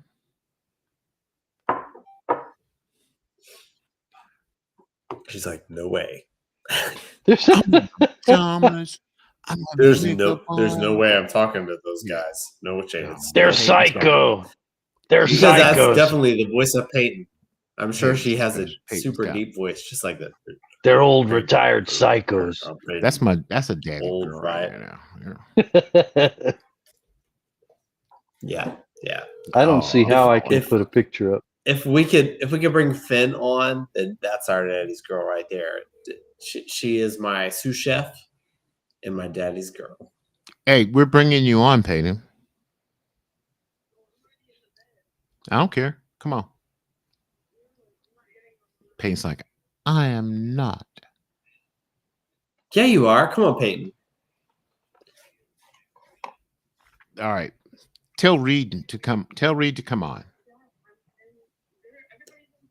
Everybody's in bed. Everybody has a life. Is what she's saying. But Peyton is not. She's not. We can hear her. Yeah, I know. It's only But it's only 11:42 Eastern. Yeah, it's only Yeah. 11:42, sweetheart. It's only 10:42 Central. Okay, bye. Peyton we were at the farmer's market, right? And we're selling bread, and I don't know what to sell it for. So I'm going to grocery stores and looking around at prices, and everything is like $3, $4. I'm like, I can't make sourdough sell it for $3 and $4. That's crazy. And so I decided, okay, I'm going to be expensive. I'm going to charge $5. And That was half price. Peyton's out there helping me. She's Yeah. out there helping me, and she kept bringing back money and sticking it in my pocket. And I thought, okay, well, I'll give you change for that in a minute. And she needs change made, and it kept happening. And I said, "What is this?" She goes, "I'm selling the bread." I said, "How much are you selling it for?" $10, like you said. There you have it. The light bulb goes off. It was $10. After that, I changed all the signs. Yep. Because I didn't have the cojones to sell it for what it was worth. It's worth more than that. I know. But she was innocent and didn't know any better. And that's what it took. Really, that's what it took. I don't have a clue how to post a photo. Facebook keeps telling me to be friends with Peyton, so I think this is the time. I agree. Uh-oh. She's safe. I'm gonna try something on the jeez. iPad. So I'm gonna set this phone here, looking at the ceiling fan for a minute. See if I can make this do what I want it to do.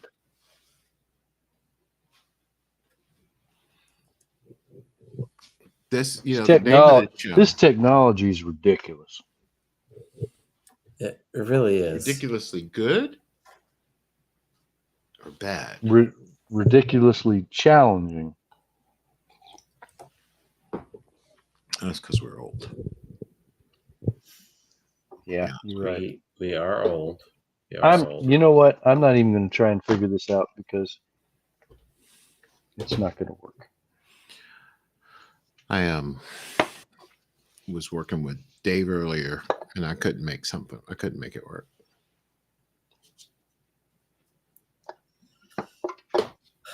Well, we haven't talked about food or bread or nothing. So what? That is what this is all about. This is about you and me chatting. And Steve, now, welcome to the program, Steve. Welcome to the program, Steve. And see, Steve, I'm not like as serious about it as you are with that industrial strength contraption that you have. I'm a little girly one.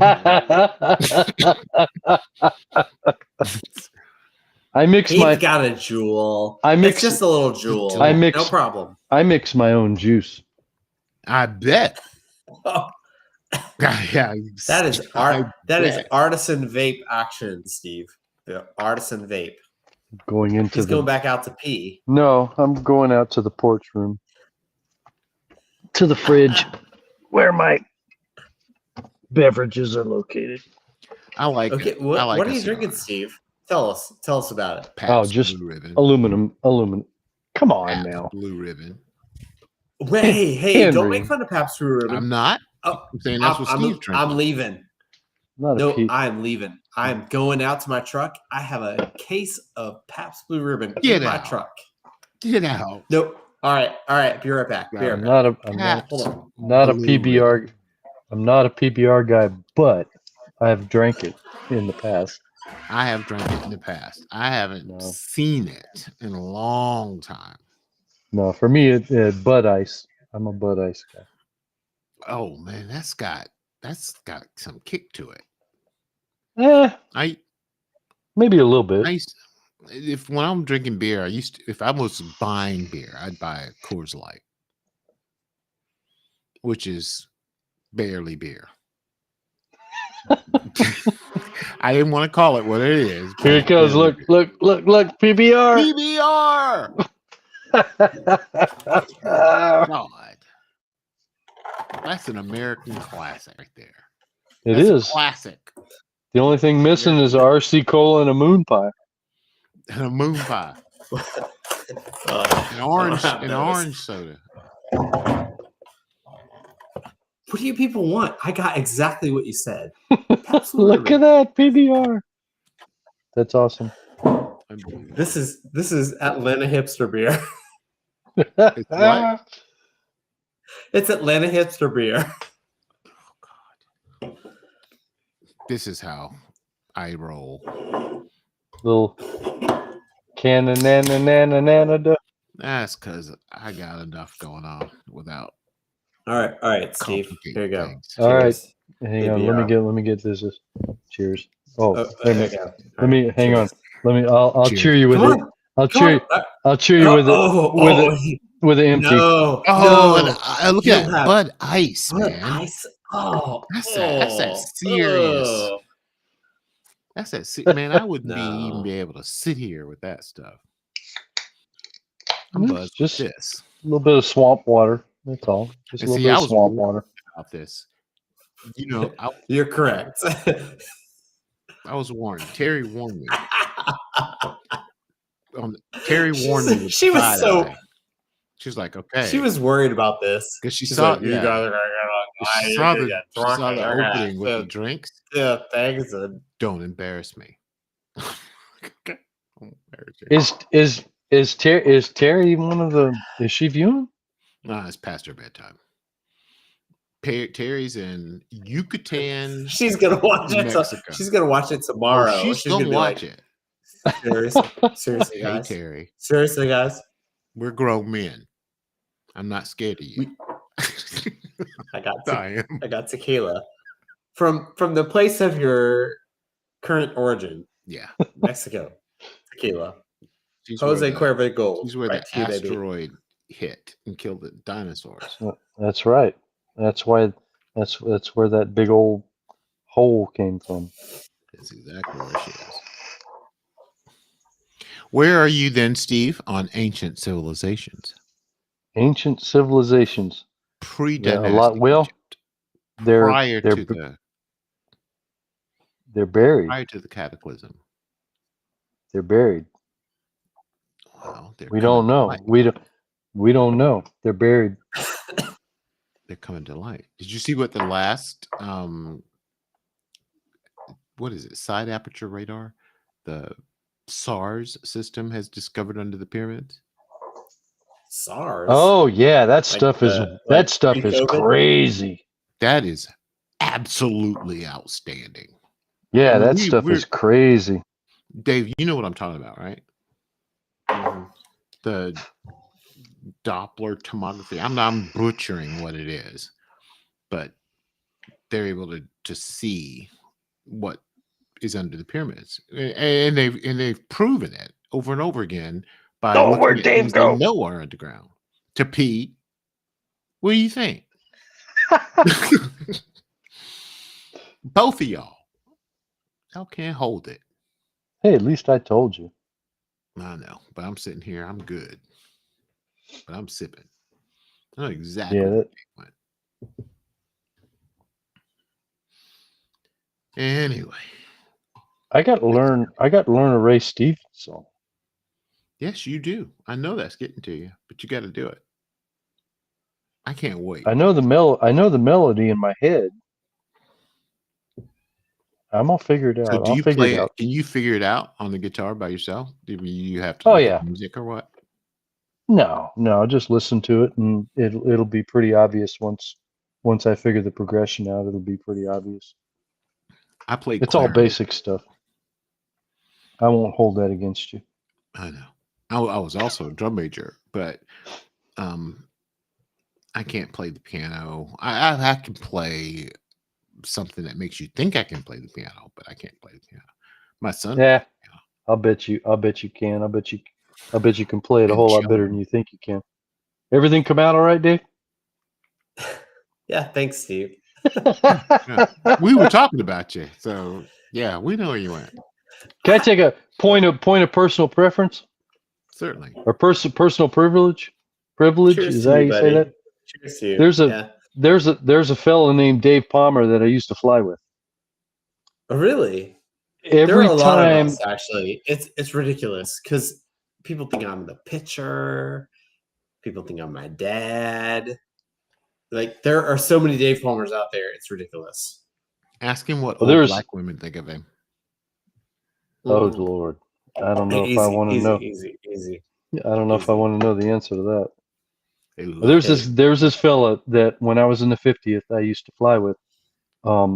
His name was Dave Palmer, Captain Dave Palmer. That sounds like a ring to it. I like that. He's a C-130 command pilot, and that sounds right. This guy was bold. You know, they say there's we have old pilots and then you have bold pilots, but there's no such thing as old bold pilots. Well, I'm going to disagree with that. Okay. And I disagree with that because of Dave Palmer. Everybody called him Dangerous Dave. The first time I saw you in the bread group, that was what came to mind. Yeah, and I had to go. I went and searched your profile and everything else. I'm like, is that Dave Palmer? Is that the Dave Palmer I remember that I used to fly with? Yada yada yada. Anyway, this guy, he was an outstanding C-130 pilot, but nobody wanted to fly with him because his hands were sketchy.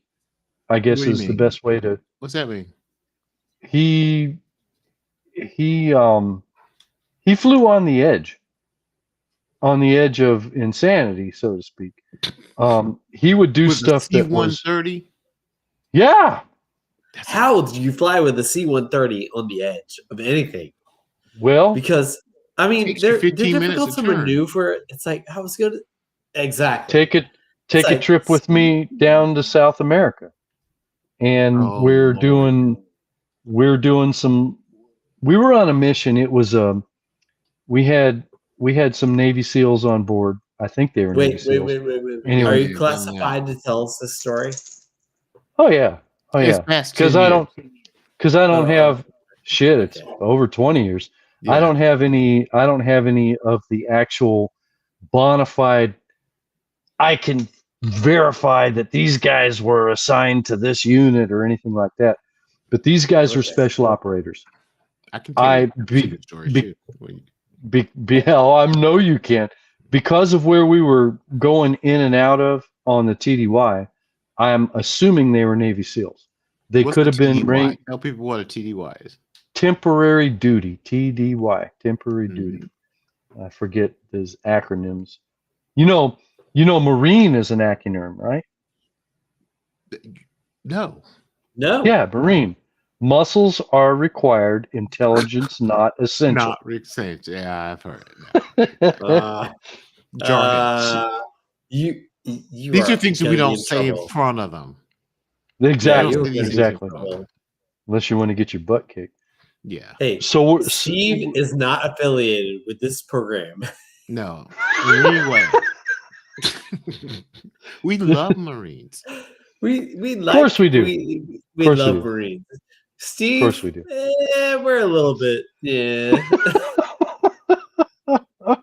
and of course, when you get there, I can tell you a story about some SF too. Go ahead. So we're goofing around down there in South America. We're flying from, what was the name of that base? Panama. No. We're bouncing back and forth in and out of Colombia is what we're doing.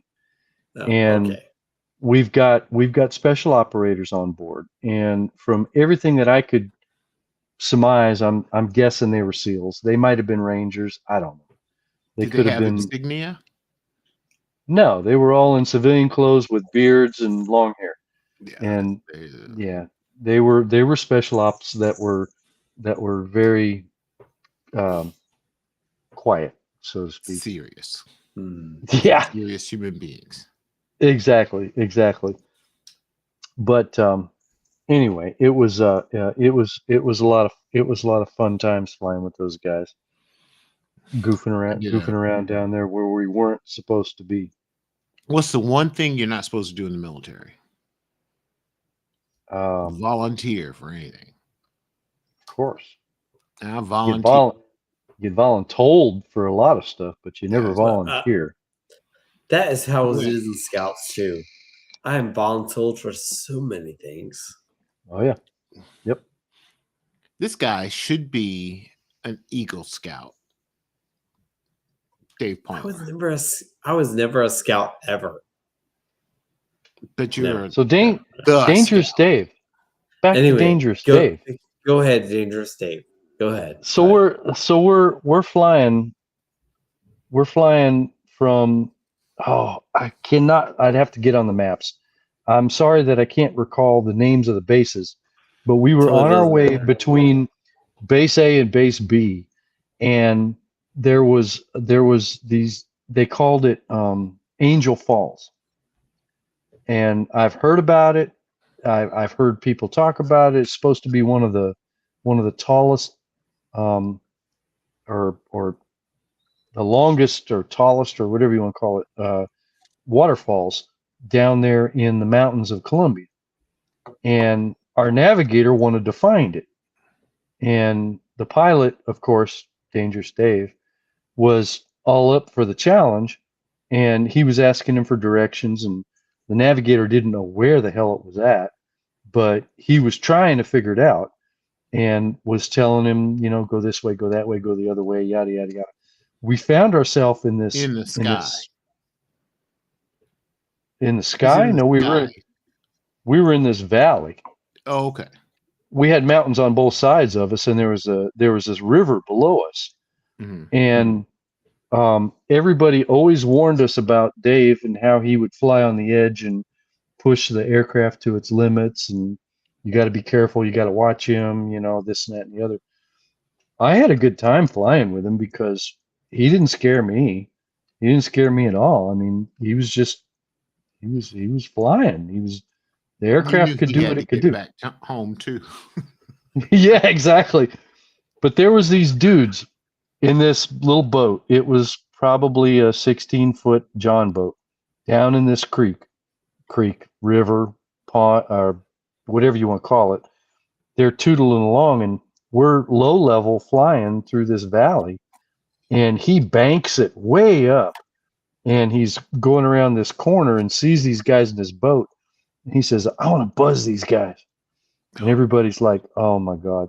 So he drops it down to probably, I don't know, 125, 150 feet, something like that, and scared the crap out of these guys. They Was it jumped out of the C5 then? boat with a C-130, Oh, 132 foot, Oh my 6-inch God. What? wingspan.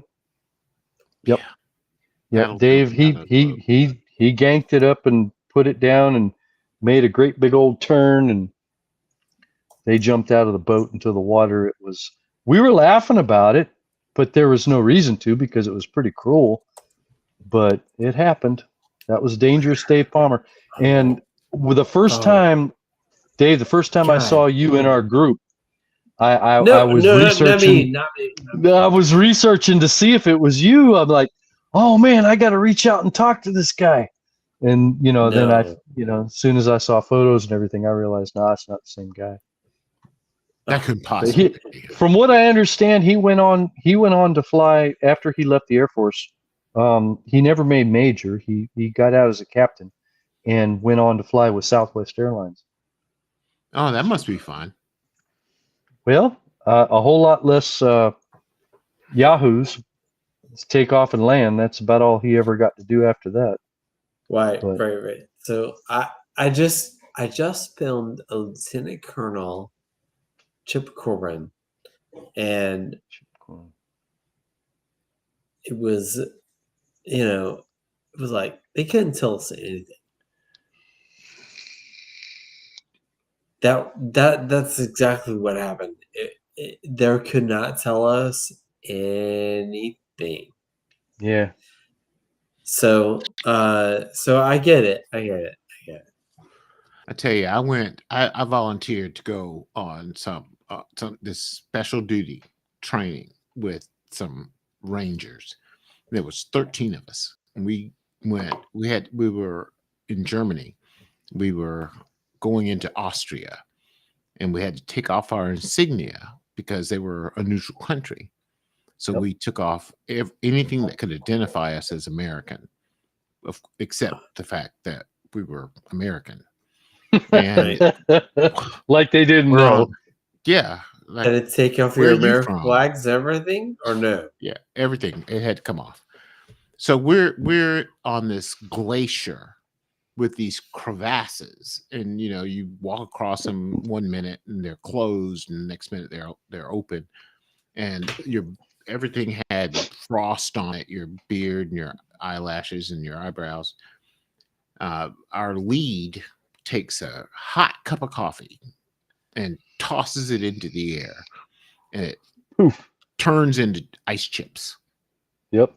While it's a hot cup of coffee, it turns into ice chips. That's how cold it was.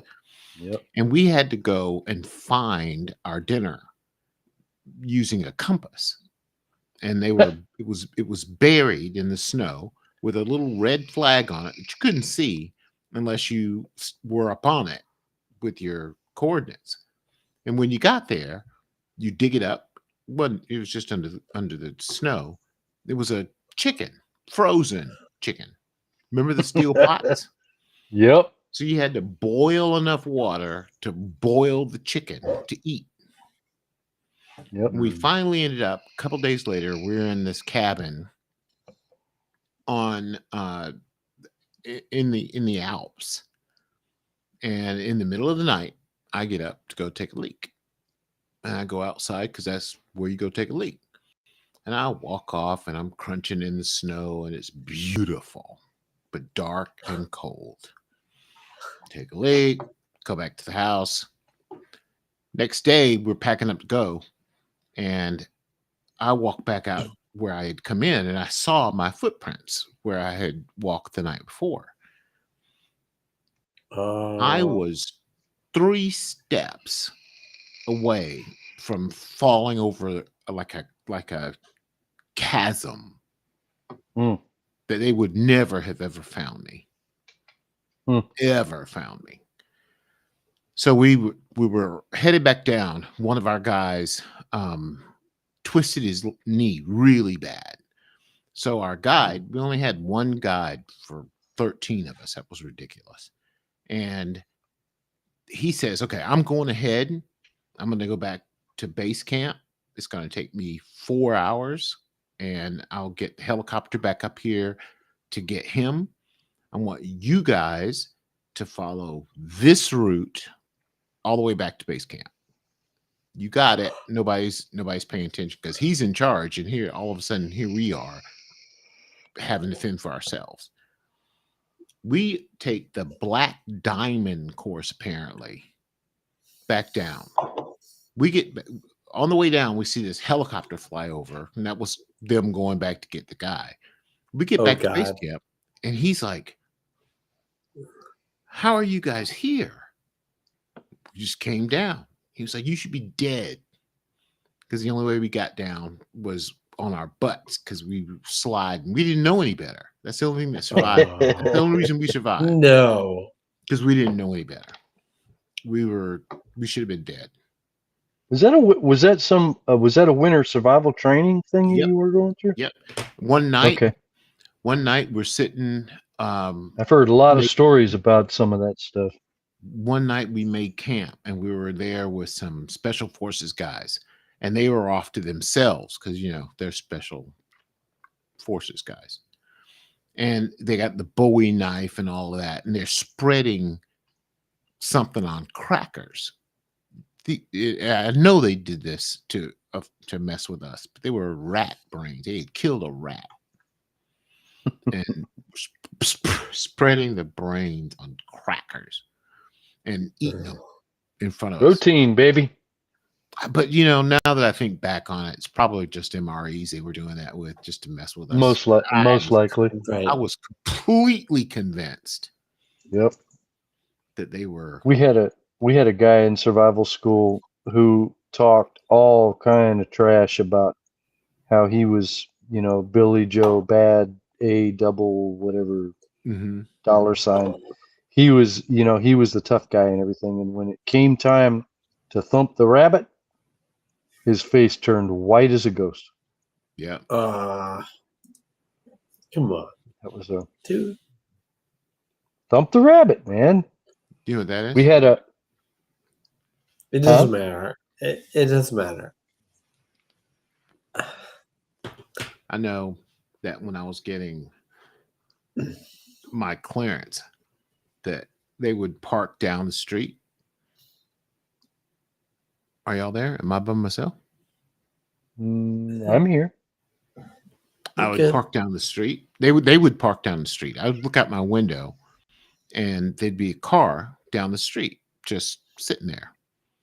And the way I knew who they were was I would go to, there was this local guest house. You'd go to a bar in Germany, and this really cute woman was sitting down at the edge of the bar, down there by herself, kept looking over.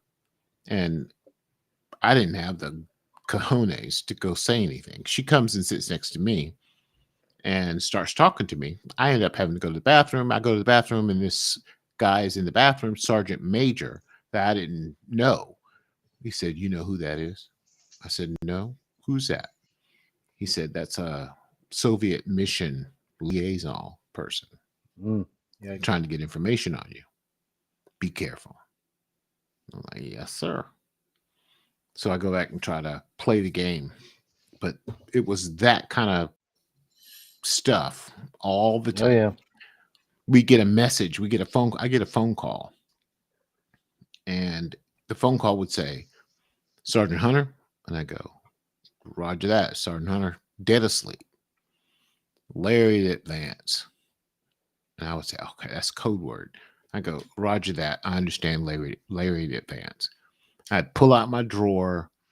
Under the bottom of my drawer was taped a name and a phone number. I'd call that Sergeant Bunjevat. Roger that, Sergeant Moneyback. I said, lay in advance. And then I'd grab my go bag and go. You wouldn't know when you were coming back. Ever. But you'd usually be gone a week or two. I don't miss all that craziness. Heck no. I don't miss all that craziness. But you know, I lived off post on the economy, which is what we called it, on the economy. And my landlord was a fat Jewish baker. I've Herr heard this. Sherman. You've heard it, had you? You both heard it. You wrote about this. Yep. Yep. This man, I lived in his apartment, so he kept telling me this is how he keeps the rent low. And we had a hot water heater in this apartment. And the way you got your hot water, the way you get your hot water was you had to take these little pieces of wood, these little wood slithers, and put it in, like build a fire under the tank. And the chimney in the middle of the hot water heater would heat up. That's how you got your hot water. So it wasn't like luxurious living. But I would have to carry 50-pound bags of flour into his bakery and sweep the floors and do all of the menial labor stuff. Until one day I asked him about the bread, and he taught me everything I needed to know about sourdough and about challah. And that's probably where you picked up some of the bacteria for Vitali. Yeah, I wish I had. That was some good. That would have been some good stuff. But I'll bet you carried some of it home. You just didn't realize it. Probably on my skin, because it was all over me. But that's where I learned so much about respecting the craft from that old man. Everything I do today is because of what he taught me. So goes back to that. And I got somebody jumped on me because I was recounting that story and about the prayer, and I was following the Jewish tradition. That's bullshit, because you were taught that. That's how I respected the tradition. I wasn't, I still do it. I don't care. I still do it. That's what he taught me to do, and that's what I do. I say the prayer. I wrap my challah in aluminum foil. I toss it in the back of the oven. I say the prayer for the bread, and I say the prayer that he taught me. I'm not even going to do that on here because I don't want to misappropriate the culture. Wrap it in foil. Wait a minute. This is something I missed. So you wrap a piece of the dough in foil, and I imagine they did it differently, back then. But I still do it. You wrap a piece of dough in the foil and you toss it in the back of the oven, and you give it, and you're giving thanks. That's your offering. That's the piece that you're just a piece of the dough. I got you. Yeah, okay. You're just making an offering, saying thank you. I understand. I follow my dad's challah. His book. I've got his. Your dad was a baker? Well, yeah, you know that. Yes, I do know that. Yes, I do. I have his book. It's well stained and well worn and well tore up. That's the only reason that I started was because of him. Because of him. Yep. I tell that story about my bowl. I got a bowl. Oh, from Holland Bowl Mill. Yeah. It's an heirloom, and one of these days my great-grandchildren will look at that bowl and they'll say, you know what, your great-granddaddy was a bread baker, and that was his bowl. Yep. Same here. And I had my dad's name engraved on the bottom of mine when I ordered it. Mine's on the bottom of mine. That's cool. It's a special thing. It really is a special thing. And it warms my heart because I see other members of the group buying those bowls, and they're expensive. You got one? Yeah. Did you get one? Yeah. Yeah. And they'll outlive us, those things. And did anybody ever answer the there was a post that was asking how to care for it, how to clean it and care for it, how to season it or whatever. I've answered a couple of those.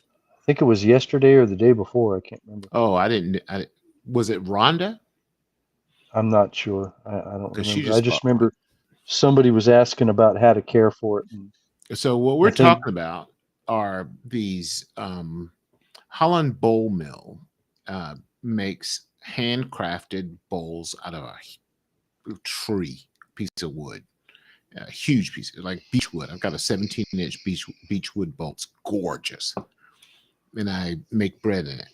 And if you rub your hand on the inside and some of the, what is it? The rings from the tree, if as it starts to cure and dry, if you feel any kind of grooves or anything like that, your dough is going to stick to that. So they give you beeswax to condition your bowl with, and that's a smart thing to do. Keep it hydrated. Yes, you got to keep it hydrated. That's a smart thing to do. And shoot, maybe next week I'll show you mine. It's gorgeous. Gorgeous. Dave, we're running long in the tooth today. We're running really long. Yep, we got to get out of here. I got to get something to eat. I've got a chicken sandwich waiting on me, made with cranberry walnut sourdough. Oh, I put some apricots in it just to give it some color. It is amazing. If you guys don't know, all right, so if you stumble across this post and you want to find good, solid recipes with no ads or no pretentiousness, then go to my blog. It's bakinggreatbread.blog. And, you know, I am not a blogger or anybody who knows what they're doing particularly, but I write my recipes as I'm baking. So they can be long sometimes, but I'm telling you what I'm observing so that you become a better baker. You don't have to step in what I've stepped in. You learn through experience in this craft. And if I can impart some of that to you, I will. And you can find that at bakinggreatbread.blog or my website, bakinggreatbread.com, or join our group at Baking Great Bread at Home on Facebook. And Dave's got a beautiful website, chefmylife.com. Join him there. it is a fantastic website. And I tell you what, we're going to be more sober next time around. And this was a celebration. And until the Pabst Blue Ribbon comes out from the... Yes, the Pabst Blue Ribbon. Get you. Listen, drink Maker's Mark. No, it's just I love it. Bud Ice, 5.9%. Do we 5.9? Yeah, that's what most ice beers are. 5.9. Yeah. Mm-hmm. And you're still talking? Yeah. Man, we had this stuff called near beer. Remember that? Yeah. Near beer. I think you could buy that when you were 15. That's what I got started on. No. 0.3, something like that. Something like that. Yeah, it smelled like beer. It wasn't beer. It smelled like it. All right, we're going to get out of here. Thank you guys for joining us. We're just a bunch of old guys having a conversation, and you guys want to join us, you're welcome to do it. A lot of old knowledge here. We can help. Don't accuse me of nothing like that.